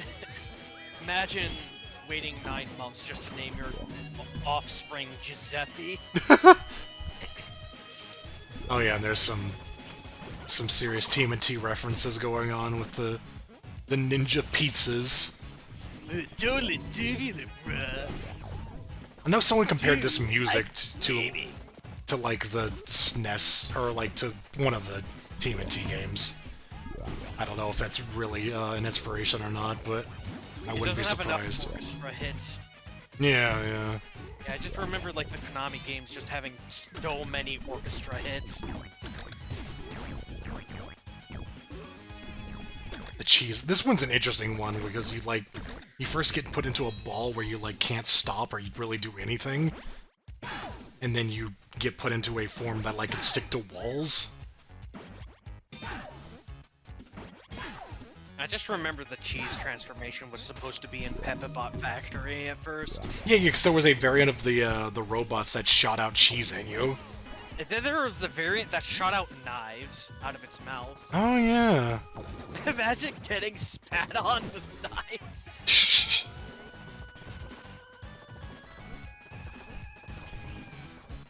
I don't show my appreciation enough for the fact that this level is just a sewer level that's covered in shit. It's easy to forget that because you're not there. You can't imagine what it is like to just be there. One of the dumbest shirts that you get is like if you just crouch on one of those shit blocks for a few seconds, you just get like a brown shirt color. Called Shitty Cook. Yeah. I'm not sure if it's just like fecal matter or if it's like compost. It's I think it's vague on purpose. I'm glad that we don't see any fatbergs in here. You don't know what a fatberg is? Nope. I will not tell the audience at home. Look that up on your own time. Ask parent permission before looking up what a fatberg is. I'm very specific in that I did not ask. Oh yeah, then there's the Mr. Pinch, I think it is. The Scrooge. Yeah. Made out of cheese with a very unfortunate nose.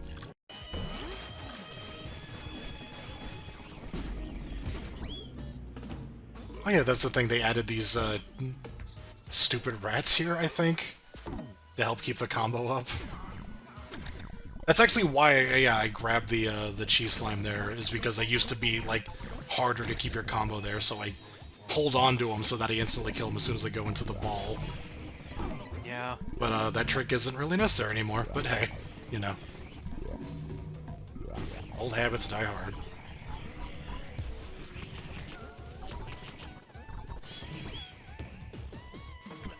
And then there's this room where you learn that the dive has a pretty big hitbox. So diving over those corners will most likely get you grabbed, so it's better to just run. It's very weird. I tend to walk in this section. Yeah, yeah. But Either way, just don't dive.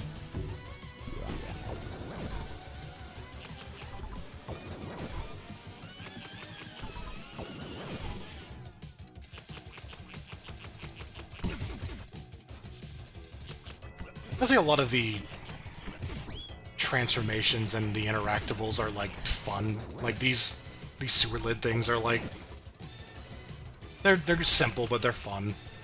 Yeah. I think those used to be enemies that spat cheese at you. Oh yeah, yeah. How much trivia do we know about Pizza Tower? Because we got a bunch of time to explain all of it. Yeah, and we got a whole other playthrough that we're saving up, so anything we missed we could probably just bring there. Yeah, we can maybe talk more about the levels themselves because we kind of been just going on about the game in general. But, I mean... Man, all of my Pizza Tower knowledge gets me the ladies.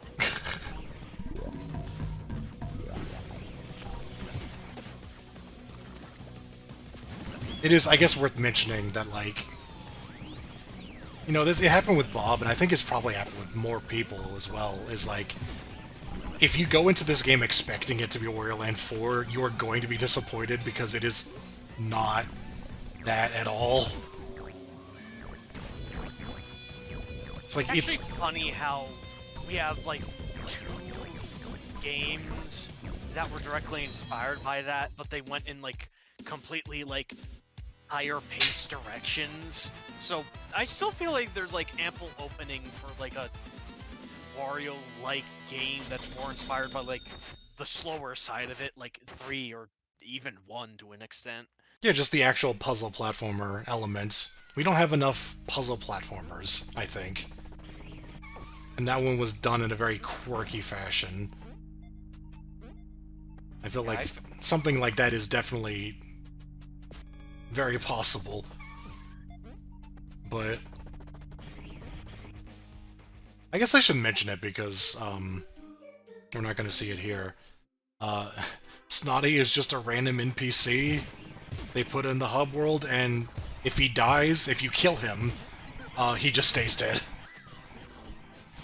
Like, he does not come back, and the game actually has a little thing on the file select that shows you whether or not you let Snotty live.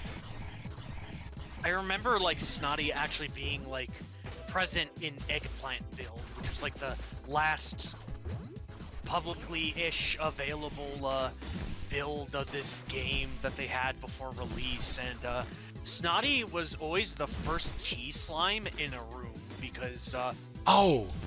Okay. yeah, because, one of the requirements for P ranking in this game is you have to kill the first enemy that you see, which is usually a cheese slime.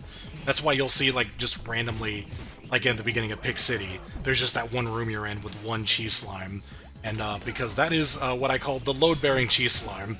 Because if you don't kill him, you don't get a P rank, and I think it's entirely to make sure you don't, like, do any sort of cheese strat where you don't start your combo until, like, way late. Which, I feel like it would be incredibly hard to even do that, but, you know, they were... You know, they're trying to make sure that their system works, and, you know, commend them for it. Again, well thought out. This level... I don't like this level at all. This level is the last level that I P ranked as Peppino. Back whenever... I can understand. I do have a recording of all my P ranks with both characters. My first P ranks with them, rather. And yeah, this was the one I kept the track of which ones what order I did them in for Peppino, and this was the last one I did, and it's because it's either the longest level, I think? It feels it. But it's definitely one of the toughest.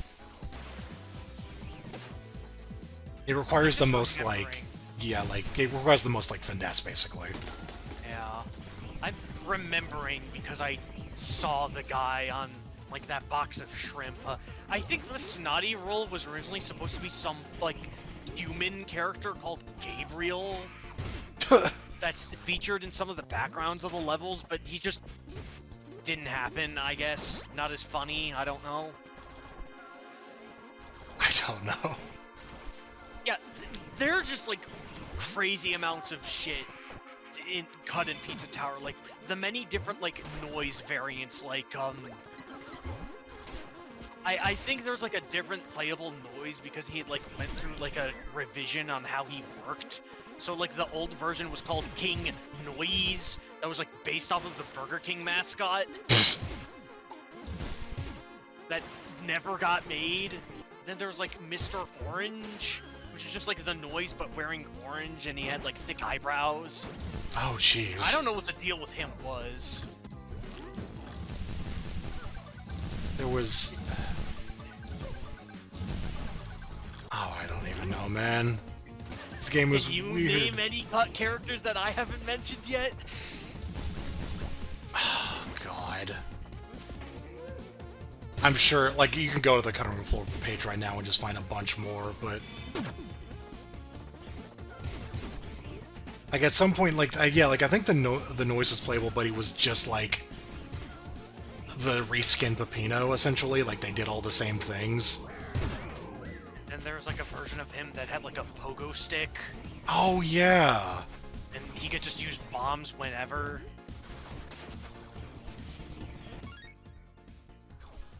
This is a weird power-up. Jesse's girl! So now you can fly, just freely. You're also invincible, which is extremely cathartic given the enemies here. Yeah, so these snowmen guys, I don't actually know what they're supposed to be other than just snowmen, I guess, even though they're like bricks. It's claws. But, yeah, like, they don't get scared, and their noses are just, you know, hitboxes, rather. So, yeah, you cannot run in, like, straight into them. You have to do something creative. Which, a lot of these enemies you could just kind of bonk on their heads, which is kind of nice. Like, if you hit them at an angle, you will avoid their weapons. This song just sounds like Jesse's girl. Also love how brief some of these music tracks appear very briefly. Like that one, that song is literally unfinished because of how little it gets used. Yeah. Because it just doesn't even matter. I think if you let it finish, it just goes back to playing the normal level music. Yeah. Just Celsius Troubles, which isn't the original like A theme, which was like, don't preheat your oven because if you do, the song won't play. Yeah, that's the full That's title. like, yeah, that is the full actual like fucking title. Which I still don't think beats the first part of Gnome 4 is called yes, put the tree on my pizza, all spelled in lowercase. I think Ken Nordine would be proud of these fucking composers for being so wacky. My single Ken Nordine mention that has absolutely nothing to do with Pizza Tower in this video. Oh yeah, the Pizza Sonas, which I think are fan characters, or like Backers. yeah, They're backers. Like, Patreon rewards, because Pizza Tower was mostly the effort of Patreon funding. Yeah, that's another Kickstarter game, or not Kickstarter, but Not Kickstarter, but like fan yeah, funded. crowdfunded.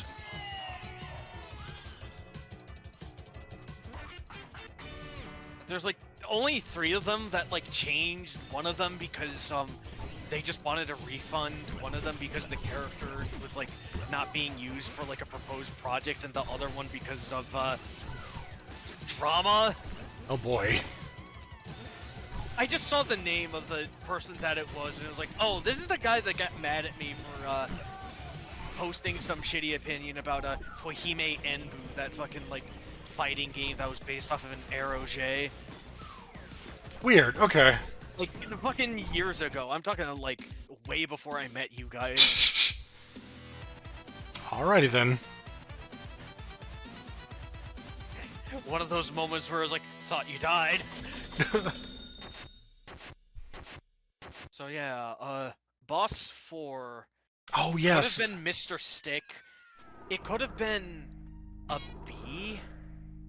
Oh yeah. They also kept this a secret. Like he's the one character not revealed in the opening. He's just like a silhouette. Yeah, they kept their they kept their mouths really tight on this, but it's It's you.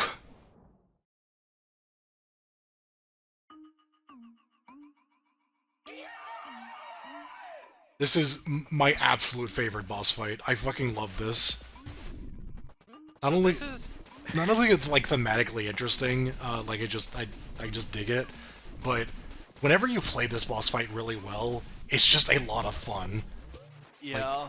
Especially because there's so many little techniques. Like you already saw me do one where you just sit in the corner. Here's another one where you do a lot of really important, precise movements to avoid all of the jumping frogs.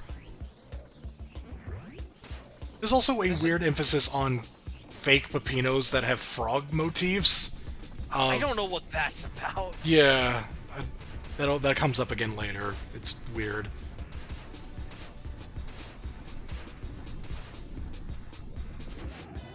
Of course, the Pizza Time motif, or the John Gutter motif, I guess, coming up again for this distorted boss fight theme, which I love. It's funny that like fake Pino and a few other things in this game are just like. This was supposed to be a horror game at one point. Yeah? There's some weird lore elements still in, like, I'm thinking again of the last level. There's some stuff implied by the background, which is interesting, but we'll get to I that. feel like it's one of those things where the game itself isn't like deep because it's it's just like a cartoon. It isn't like supposed to be that deep. But Yeah. all of the conclusions and the assumptions could be brought upon by however you interpret it. And remember, Furt Zigpai That's Radai. I fucking love, yeah, that's the screen here. Now it's Pepino, Pepino, Pepino, Pepino. Don't you mean on a pep, on a pep, on a pep, on a pep? Shh. I don't even remember what like Fake Pepino's original purpose was before they made him into a boss. Like, I think it was like something that got activated during Pizza Time. It was, like, Yeah. enemy or like Oh. level hazard in Mansion. I think there was a thing where he would, like, mimic your movements. Like, I've seen a couple of games do it where... Yeah, like Dark Rayman in the original Rayman. Oh god! Oh yeah, so they nerfed the hell out of this part. This used to be actually like a thread, but here, you're gonna see me actually emphasize how little fucking thread this is. I remember the very first time I did this, he didn't show up. The game had a few bugs on release.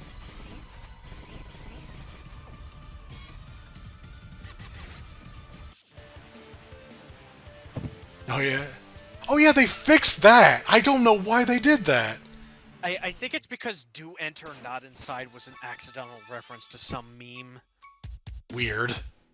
I originally thought it was just because, like, everybody that made, like, fan content of Fake Pepino always called him Bruno because of the restaurant, and they always had the saying of Do Enter Not Inside. But I can't imagine, like, an update to a game that, like, kills the fun. Yeah. It's very weird, though.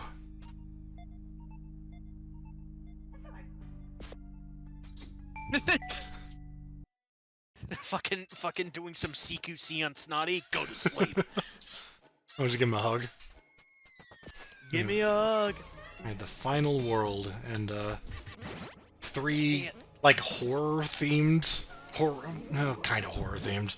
2 horror-themed levels and 1 very serious-themed level. It was originally called Horror Passage in development, and this is where Mansion was supposed to go, but we have Pizza Scare, which is like a juiced up version of Pizza Escape, which was based off of a Halloween demo where you could play as the Noise in a not as extreme hard version of Pizza Escape, but here they really like made it like stand on its own. Like this is like the Shinakuma of Pizza Escape. God. Yeah, they had a Halloween build, and they had a Christmas build? They had multiple Christmas builds. The Santa race, Oh, yeah. like the first person who could actually traverse the poorly designed level and Oh. find claws. So there was the little the Pizza Tower guy cameo, which That's Pizza Tower guy. there is in every level, I believe. There is a spawn point for him where if you reach that area before a minute has passed, you'll see him briefly before he disappears. And that's how you get one of the outfits for the noise, is to see all of them. And the trigger for those is pretty buggy because I had to do some of them multiple times. Including the Oregano Desert one, which was just awful. But usually you don't see it because you have to stop to do other things if you're, doing P-rank runs. But in this level, all of the secrets are, or can be, gotten in the escape sequence. So, I just do them all there. This one is really brutal. This is a tough one, yeah. I think this is the last one I did as the noise. And one of the last ones I did as Peppino. I wanted to make a Rivals of Aether stage based off of this, but I didn't know how to code a moving platform, which I wanted to do given the presence of the Chicago deep dish pizza. Oh yeah. Oh yeah, and then just a bat version of the pepperoni enemy. Yeah. That also was based off of Noise's Hardoween, where the pepperoni goblin was purple. Oh, right. Oh yeah, and for some reason Gustavo's now a mouse? I think there was an old lore bit where he was like a were-rat, or maybe was going to be one.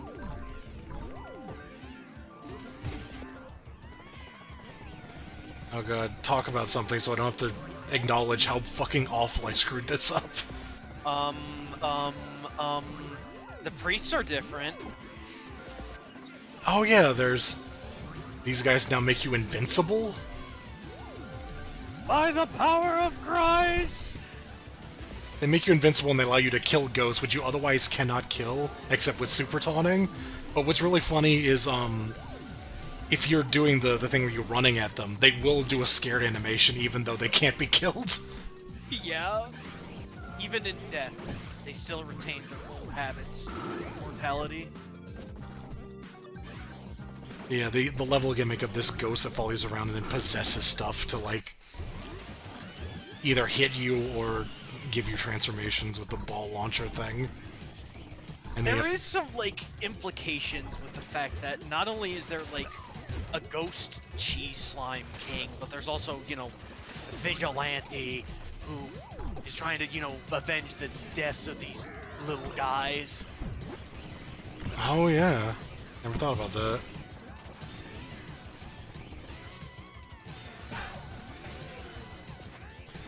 Yeah, you can't do anything other than super taunt them, unless you have that power up. Also, Jerome makes a bleeding noise whenever you pick him up, I don't know why. The sound design of this game. There's a running theme with John Pillar where there's monkey sounds associated with him. It comes up a couple of times. The John Gutter level has various monkey motifs in it with the enemy and the music. It's also a jungle level that's... It's like an urban jungle. It's concrete jungle. Yeah. Concrete jungle. It has literal jungle themes as well as city themes, so it's a literal concrete jungle. John Gutter is a really weird first level. I think that's perfect for Pizza Tower, given how weird it is. I love it. I absolutely love that level, but and I love how just odd it is, how unexplainable it is. But I just have to acknowledge, yeah, it's just a strange level. The theme is a bunch of reject John Pillars? It makes you think, huh? It's something.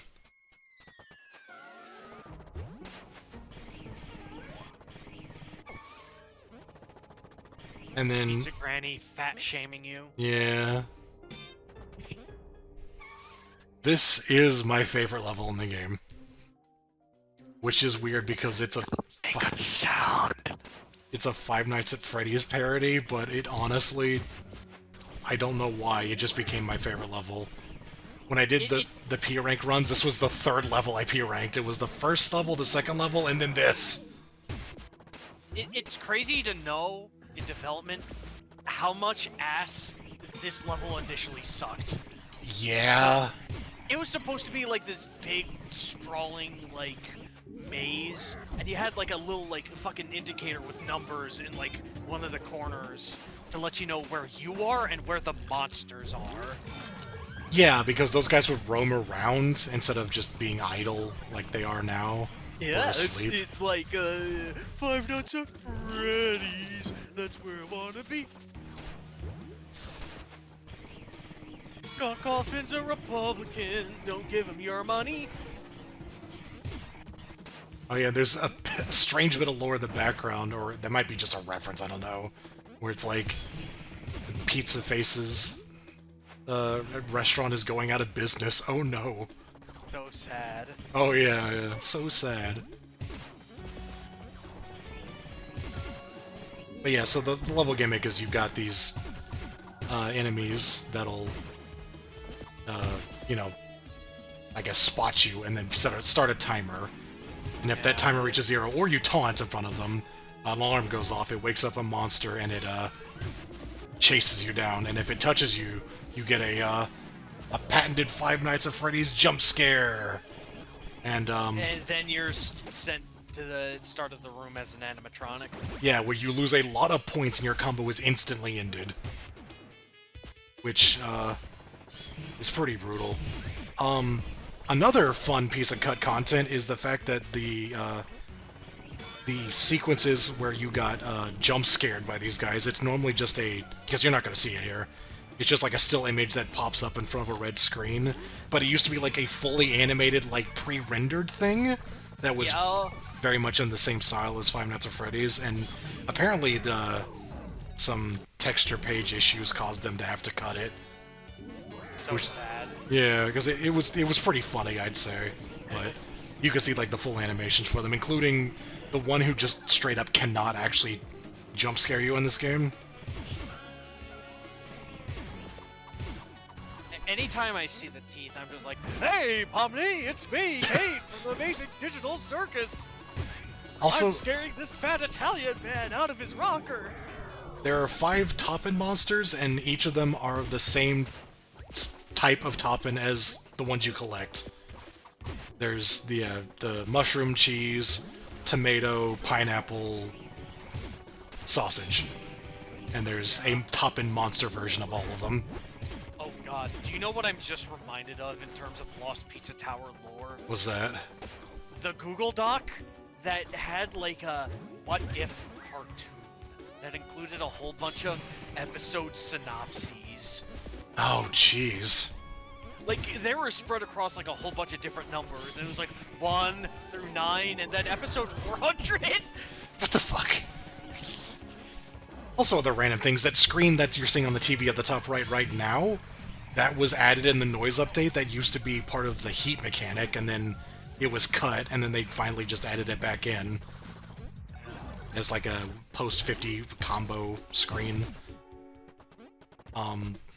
Your walk animation and your stance changes depending on your combo as well, which I think also used to be a reference to, or they were animations used for like low health and high heat, I think.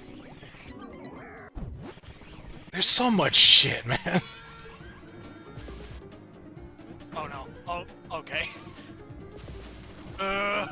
This guy is so fucking stupid. I love it. No, yeah, good old Nathaniel. Oh, there's all 4 of them. Oh god. And I do that every single time, I swear. The ultimate custom night. Oh yeah, they also all have their own, the way they move. Like, the mushroom just runs at you. I guess the sausage one does too, but he has like a weird, slow, sort of sliding around thing that he does. The tomato one flies at you, and the cheese does like VV, or like V6 style, like jumping to the ceiling shit. Oh yeah, your transformation for this level is what everybody wanted when they first played Five Nights at Freddy's. Firearms? I do fucking love that. Like, it's like just a fucking gag, essentially. Is just, what if you, like, what everyone wants to do is just bring a gun and shoot them. So that's what you get to do. Although I do believe that, yeah, this was another thing that you could just buy originally at some point. Like, you could just buy a shotgun and just have it.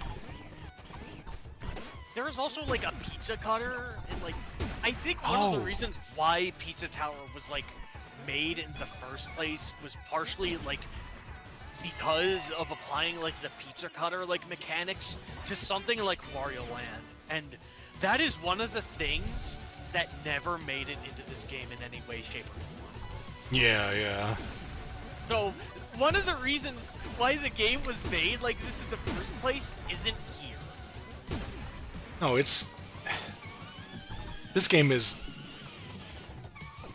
Again, like, this is just nothing like the game that it was inspired by, but also nothing like the game that it was for several years. It's wild. Certainly sticks out on its own that way, too. Yeah? Not to say that something that is, like, inspired by something or multiple things can't do that. I guess that would become in, like, how you use those inspirations and how they meld together, if it's cohesive or not. This game definitely became, I don't know if more than the sum of its parts is an appropriate term there, but it is a lot more of its own identity because of all the changes they made, and I'm very happy for it. It's like they had the ingredients, they had like the recipe, and then at a certain point they figured out what to do after cooking and baking so long and throwing out so many failed pies. At some point I saw a review that said, or it was like a, not The Onion, what the fuck, a hard drive or whatever, the parody news site.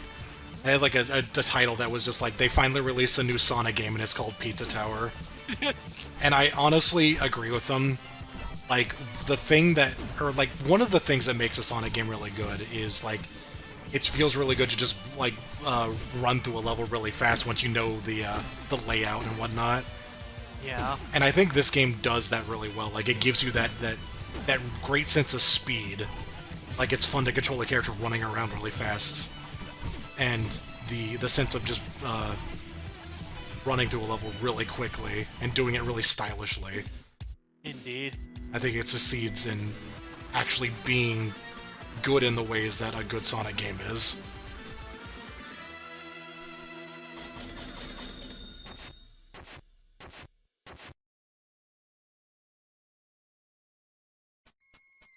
Alright, one more level. Or one more proper level, I guess.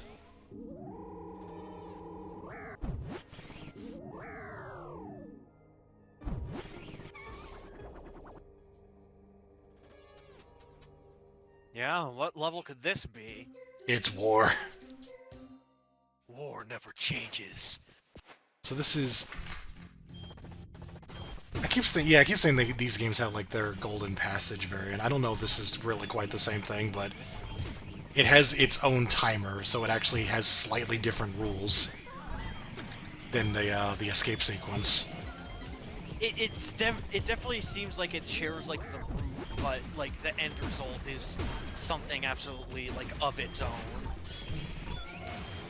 Like, I probably would say that this Golden Passage would be something else in a little bit, but Yeah. this is definitely like the one that like really puts your game zing to the test. Yeah, so you've got these, timers that, or computers, I guess, increase your time once you break them. You have the shotgun from the very beginning. It's actually kind of weird that you go from a level that has the shotgun near the end to a level that gives you the shotgun at the very beginning. It's very, like, Wade at the shotgun department for some reason. And also, all of the secrets are just out in the open.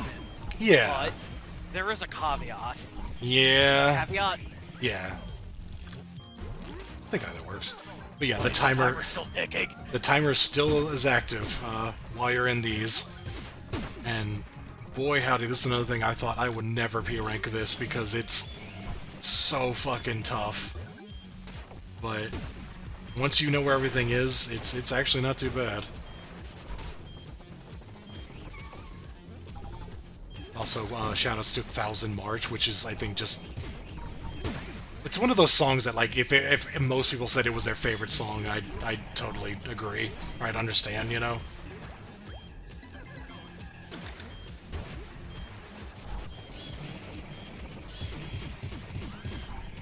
It has such a serious tone for this silly game. It is weird that, like, one of the oddly consistent thing about Peppino's character is that he's just suffering from PTSD. Yeah? Even though that at a point in, like, post-release, like, McPig was like, oh no, that's not true. But Yeah, he was yeah. drunk when he said that! I mean, he definitely has, like... You know, he's definitely got something going on. He's, like, constantly... He's very paranoid. That's his whole character. Even says it in-game. Yeah, he just... Paranoid. Paranoid. Weird stock sounds. Or just... This sounds. room. Yeah, so there are more Peppino clones in this. They're just random enemies that spawn. They don't even give you a combo because they spawn infinitely, essentially. And then there's just like a John, and then there's just like Monitor with an unreasonably high fucking combo counter. Oh, yeah. So that's what I was alluding to earlier. The background has these test tubes with Johns and Peppinos, which, it's implying that the Pillar Johns in the other levels are clones, and there is actually a true John Pillar. It's weird. Like, none of this is really necessary, but there is some lore hidden there. I do appreciate the, what do you call it? Environmental storytelling. Yeah. Even for something that's just like a silly cartoon. Yeah, there's basically no dialogue at all, and yet they actually convey some storyline elements just through, that. But also, I was mentioning the Peppino clones have like a tongue attack where they make a frog noise. Oh hey, fucking calorie mate. Yeah. So I don't know why clones with frog motifs are a thing. He just became very frog-like. Fake Peppino, that is. Oh yeah, one thing I want to say was I know at some point like there was the limbs that Fake Peppino has because he collects limbs for some reason. That's also kind of told through the background.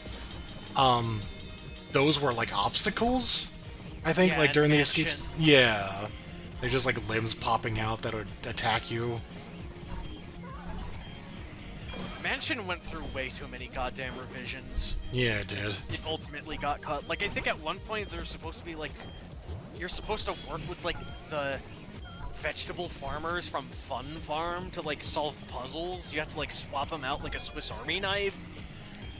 Do things like set up, like, hay bales and, like, light them on fire for the fire butt.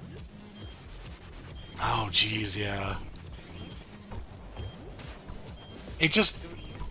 It seems insane looking at the cutting room floor page. It just seems like there's no way that these games were the same thing.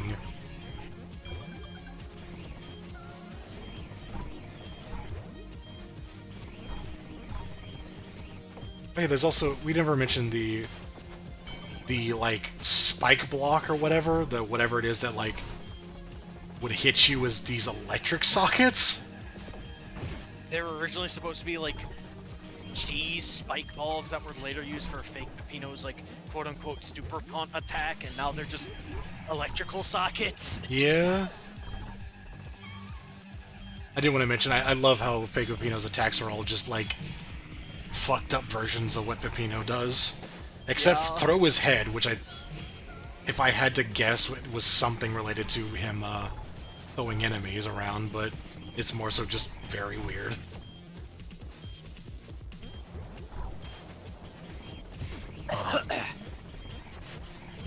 Yeah, this is a pretty good final level, I'd say. Oh yeah, would you say that the Peppino clones here are just like a reference to Metal Slug 3? I could see that. It's definitely possible. There's enough connective tissue there. With the shotgun. Shotgun! At least this level isn't like half an hour to an hour long. Oh, that hurts! Yeah.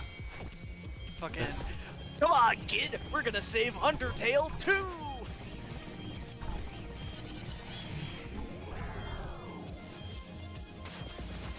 I remember the, when I first P-ranked this level, I didn't get the actual S rank until I started taunting near the end. Like, I just kept losing points and I didn't have enough until I started taunting at the end and suddenly it became a P rank. I'm like, oh fuck.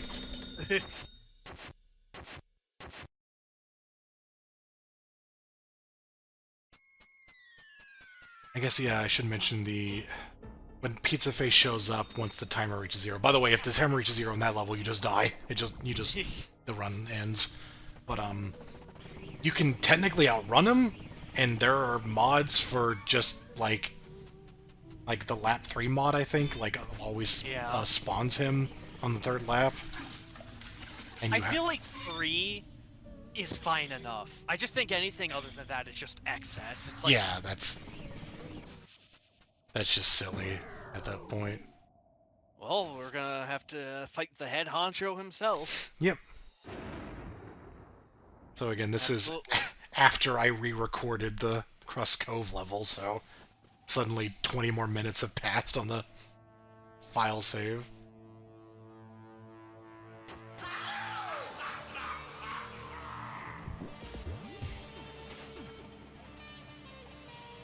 I love this boss fight too. I was gonna say it's hard. It's hard to P-rank it. It's actually not hard at all. I think everyone I've asked, including Bob, have beat it on their first try.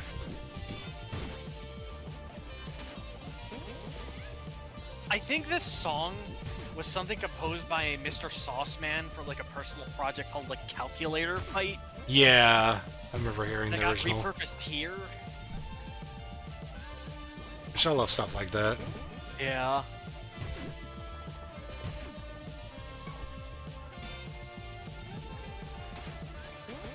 This is a 3-part epic composition.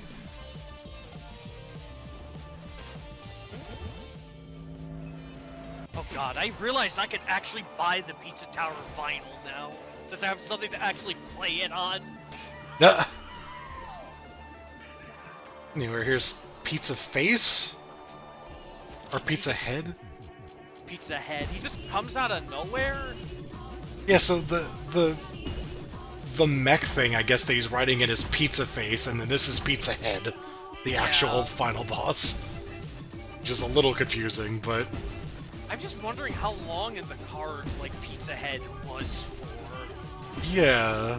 Given all the prior stuff about, like, Killer John being the, antagonist, and then at a certain point, Pizza Face kind of became the new major antagonist. I just want to acknowledge this song. Part 2. Fucking... It just samples an old, like, 30s song, I think? I think. It's some really old-ass song. And that's done, but... Yeah, boss fight over. That was such a silly Is what bit. I would say. I kind of really like this part. I mean, I like the whole fight, but this is a really good bit where, like... It's like, oh, here's the refights, and he's just like, fuck. And this... He's like, I am done with you guys. Go to hell. I remember seeing that for the first time and just being like, oh, that's awesome. You just see the character get pissed off at having to deal with all of this shit. And he just goes crazy on them. I remember, like, the original Pizza Head plans was supposed to be, like, in his last phase, he was supposed to get, like, really fucking angry, but they scrapped that because they kind of didn't want to portray him as, like, an angry character. Oh, yeah, yeah. Yeah, he's like this weird cartoony mascot. Like I think yeah, there's a thing kind of like he's very old-fashioned, I guess. I think it's He's part very of. corporate too. Yeah, yeah. Like corporate meets grassroots, and corporate fucking around with grassroots. Yeah, yeah. Like that's probably why Fake Peppino was a thing. It's like trying to figure out what makes Peppino so good. And Yeah. this is like a mascot. There was like, yeah, there was sort of a motif going on of like a lot of cloning, a lot of like like ripping off other ideas or trying to copy with their formula, basically. Yeah. Oh, by the way, I performed a noise skip thing that I'm not sure anyone else knows about. I'll have to go check and see if speedrunners do it or not.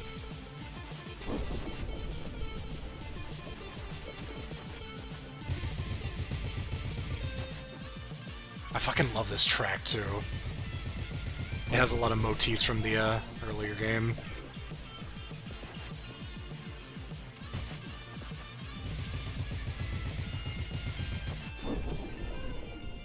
And then this part is just kind of thrown in.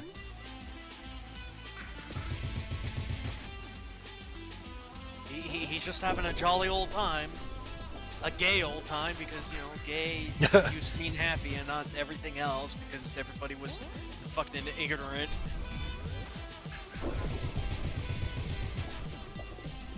That weird attack where if you're on the ground, whenever he stomps, you just get, like, stunned and knocked into the air, but you don't take damage.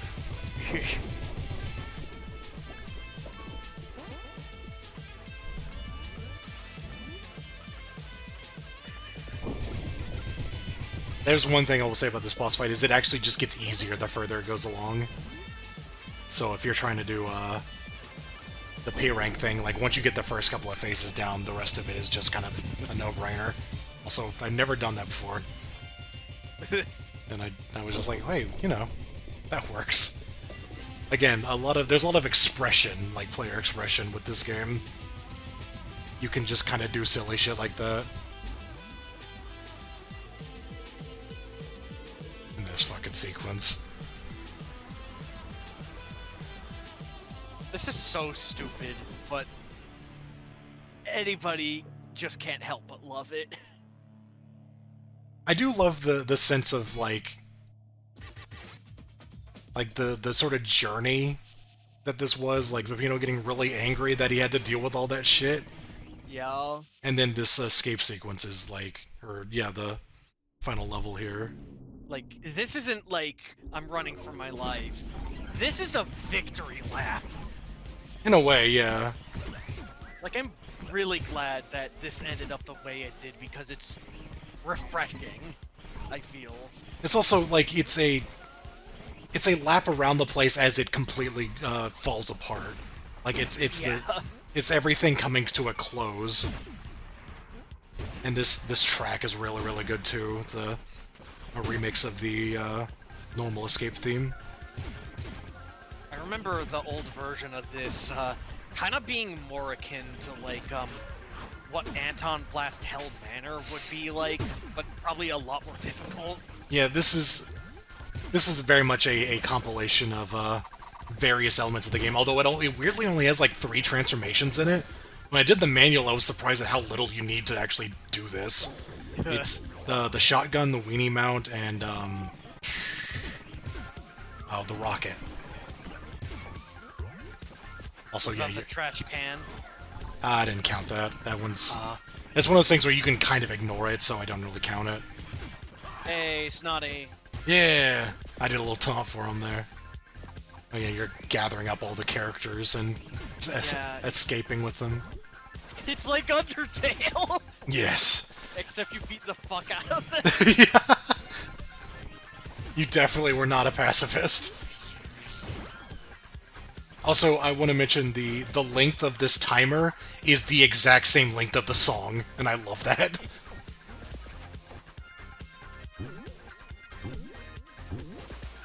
I should also say that, again, if this timer runs out, you also just lose, but I think it's pretty hard to do. I don't think I've ever done it.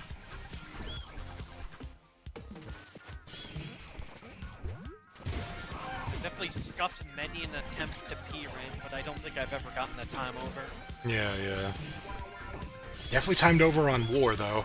That one was, that one took me a few tries. Oh, death. Oh yeah, this is also, like, the only, level that doesn't have, a lap 2. Yeah, yeah, this is not a proper level, but it, you can P-rank it, so... And, like, it does take, like, all of the previous, floor sections and turns them into rooms. Yeah, because you actually You will can... notice that beforehand. Like, there are just, like, John blocks in each of the floors. Yeah, yeah. And you're actually running through all of the different, hubs. And going through, like, the inner workings, as it were. Yeah. So for the record, you asked me if I could show off the nothing, and I forgot about this, so... Whenever this came up, I'm like, oh yeah, here you go.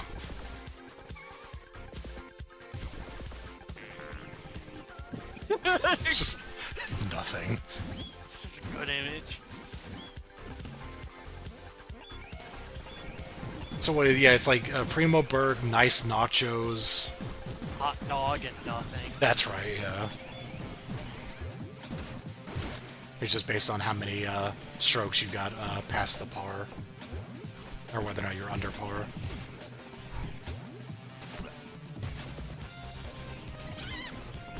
I think it's telling that I messed around a little bit there, and I'm still gonna have more than like a minute after I finish this level. Although that does screw with my P rank attempt because that does lose me points, but Yeah. we'll see if I get it.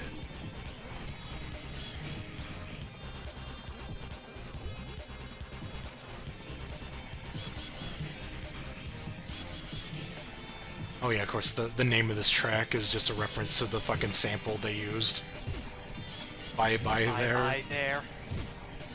Well, the sample that they used to use. Yeah, and then they made a sound-alike that's almost exactly the same.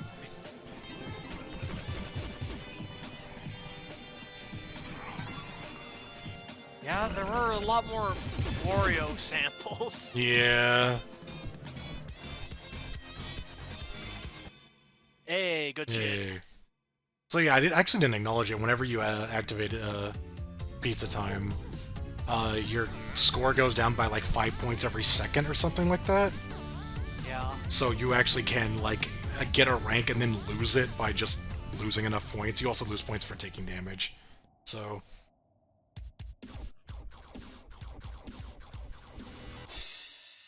And then yeah, this is the good ending you get for getting all the secret treasures, which isn't much, but hey, it's something. To think that he would have been the bad guy, Yeah. which is also lifted from Wario Land 3. Also, the track that played there was also much longer. It only played a section of it. So that used to be for something else, and then it got repurposed for that cutscene.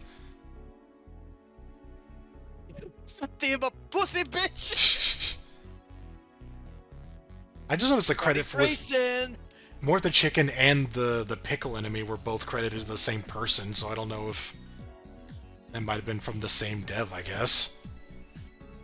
Interesting. This is a really good credits theme music as well. Oh, yeah, Receding it's, Hairline Party. Its final update included localization to a multitude of different languages. Oh, that's right.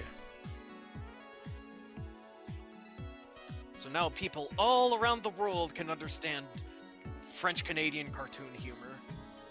Oh yeah, this credit sequence is fairly long, so get prepared for that. But, Hey, Fishy Bee! who's that? That's the guy that works on Sugary Spire. Oh, huh. Hey, Tony Grayson's mentioned in one of these, isn't he? Yeah, he was. Eh. Yeah, there's a reason why there's the image of Peppino deep-throating Anton. Love wins. Alright. I kind of wish that I backed this game, but hey, Same, yeah. I wasn't really into like the Patreon thing for the longest time, just because I like didn't have consistent income, but now that I have a fairly reasonable Patreon these days, I feel like I can be a little bit more comfortable with that now. Like, Anton Blast is one thing because that's just like a one-time payment. And I didn't even like put in that much money into it. I just got like the one that would guarantee me a free copy of the game and like the music. Right. Your name appears in 2 games I own on Steam. No Straight Roads and Anton Blast. Yeah. Hella. If I could have thrown money at No Straight Roads, I would have. Yeah. There's a few games I would have paid for. But I also would have paid for ToeJam and Earl Back in the Groove, and we know how that came out, so... I have a friend that funded Yooka-Laylee. I've heard decent things about that. It's just kind of okay. Sure. And I don't remember if a certain YouTuber is still in it or not. I think he got removed. Oh, right. I think he appeared in Hat in Time. He's still in there? Maybe? I didn't hear him, so maybe he isn't. I want to mention the ending with the John Pillar there. If you don't have the treasures, Peppino just kind of looks awkwardly at you and then walks off. Which is the one that, again, I did get, and then I went, what the fuck? It also, doing that actually changes one of these pieces of art, which I'd forgotten about. Yeah, they censored it because spoilers. Yeah. They just replace him with, yeah, this one here. He's just replaced with a silhouette. Oh damn, that is like lecherous content, the way he's holding that banana.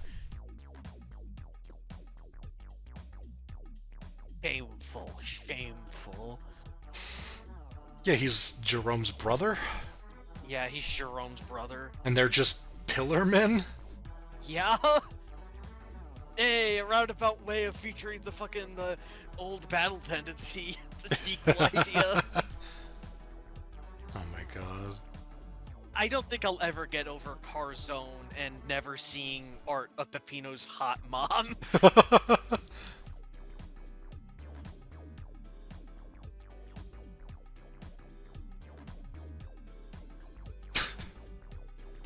I love that just playing Good Eatin' right now. I like how they're all friends now, or on good terms at least, even Yeah. though that Peppino kind of like beat the shit out of all of them. I'm positive that like all of them have racked up like a nasty medical bill. I mean, they also attacked him, let's be fair. Yeah, They and started now that they're shit. all angry at him right now in this panel. They attacked him, they got their asses beat, and they're just like, alright man, you got it. Oh yeah, he offered them free pizza? There's a few comics made for... Hey, Italian guy, I got you a good old bottle of milk. Nice, good lunch. This isn't milk. This isn't milk.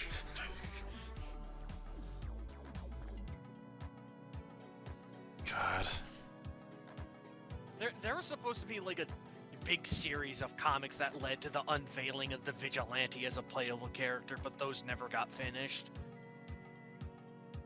Yeah, there was more acknowledgement of Noisette, who just made like a cameo in this, or in Peppino's campaign, I guess. Yeah.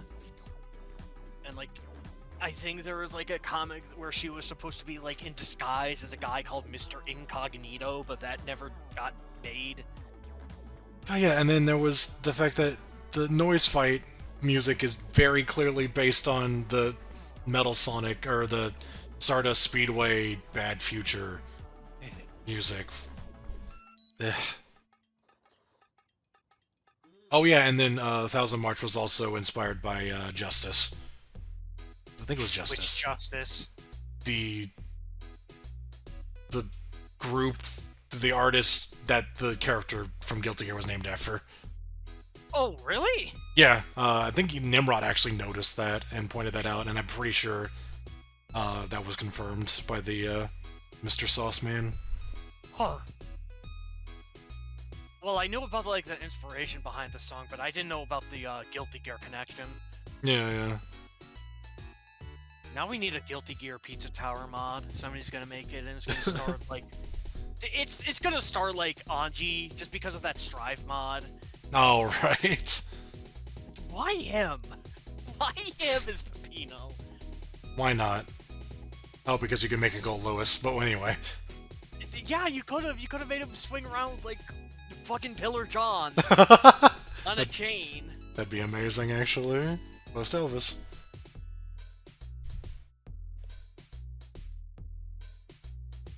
Oh yeah, Post Elvis, who made one song for this game, and I thought that was like just sort of like I don't know, he made a song and then he never really came back for anything.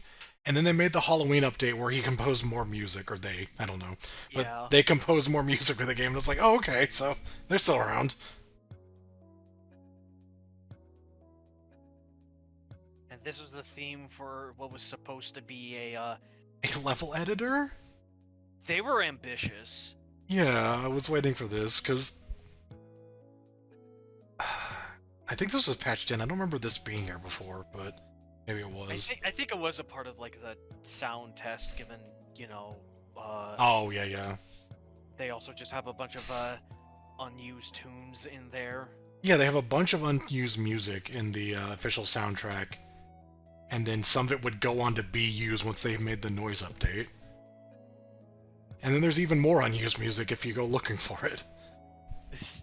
In various old versions of songs with like literal Wario samples in them. And Toxic Rave. Toxic I don't Rave. like Toxic Rave. I don't like that ending bit. That's it. To be honest, I don't like the early version of Pete's Escape. Okay!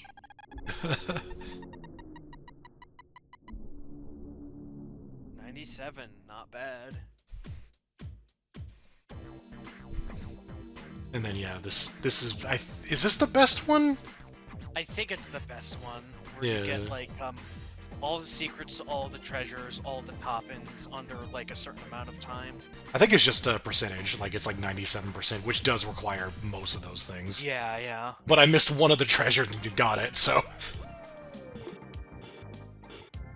So there's some other time in this recording. I don't know if you want to stop it here or not. Let's keep going for now, just so it'll make it easier to edit. And also, Sure. because of something else, this is roughly halfway through it at the end of this recording. Okay. So I guess this is gonna be like a preview for the next watch, which is covering the noise update and the noise. Yeah, yeah. But He is, again, a very different character. And, like, on paper, it sounds like he's much better, but he ends up being kind of balanced by more or less being, yeah, so he can super jump anywhere. He has this, like, tornado attack thing, which is a little tricky to use. he also has the infinite jump crusher exploit. He has like a crusher thing you can use anywhere, so you can like break steel blocks just anytime you want. It feels like he's slower. I can't tell if that's just a placebo or not. Like his Might be placebo. like his general running feels slow. But the noise is a very on-the-nose parody of the old Domino's mascot, the Noid. And yet, I feel like the Noise sticks out on his own just because of how extreme he is. The humor of this game is its own thing, for sure. Like, he is not just the Noid, he is a very bizarre little dude. Yeah, I feel like this is a guy that if you went to God in heaven and said, "Did you make this?" he would be like, "He's not my problem." Oh, and of course, he gets his own John Gutter music because again, it's kind of a character theme thing. Yeah.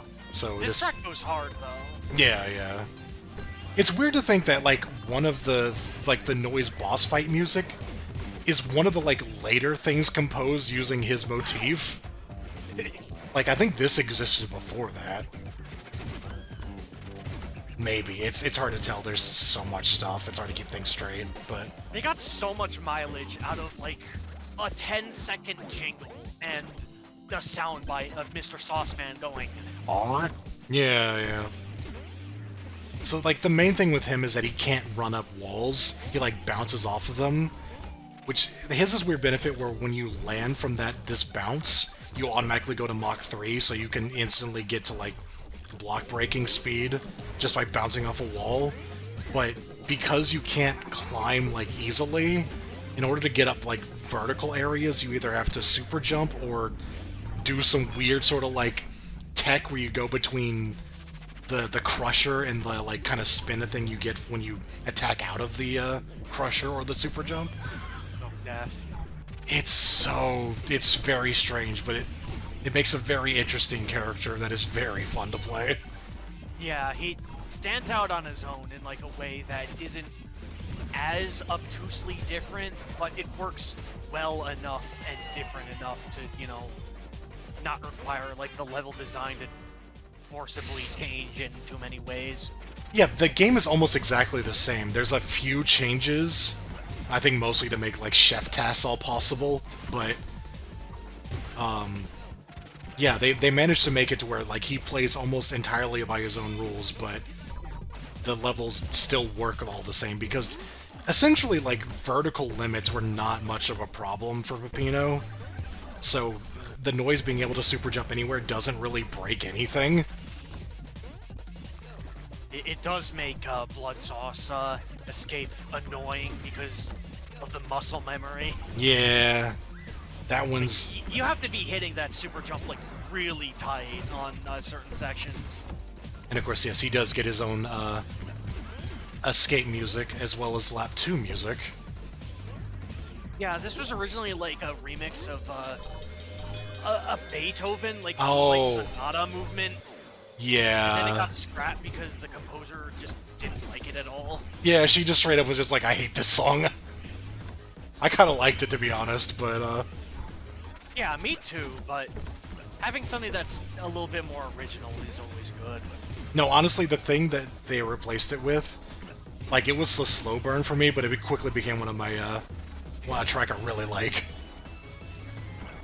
Also, the noise has a lot of, like, stuff unique to him, like the characters that point the way to go are now Noisette and the Noisies. His wife that just so happened to look like him. That old weird trope in cartoons. Yeah. This doesn't have anything explicitly 90s about it, but it has that same sort of like character design to it, I guess. Yeah. This feels like something that you would see on like a rerun late night on like Cartoon Network. I saw like fan animations that animated like a 90s cartoon, and it just works so well. Oh, we'll get to those in the next part. Oh man, there's a lot to go over. Yeah, this is like chipping off the tip of the iceberg. Yeah. Oh yeah, his uppercut is fucking huge! Yeah! Jeez. That is for next time.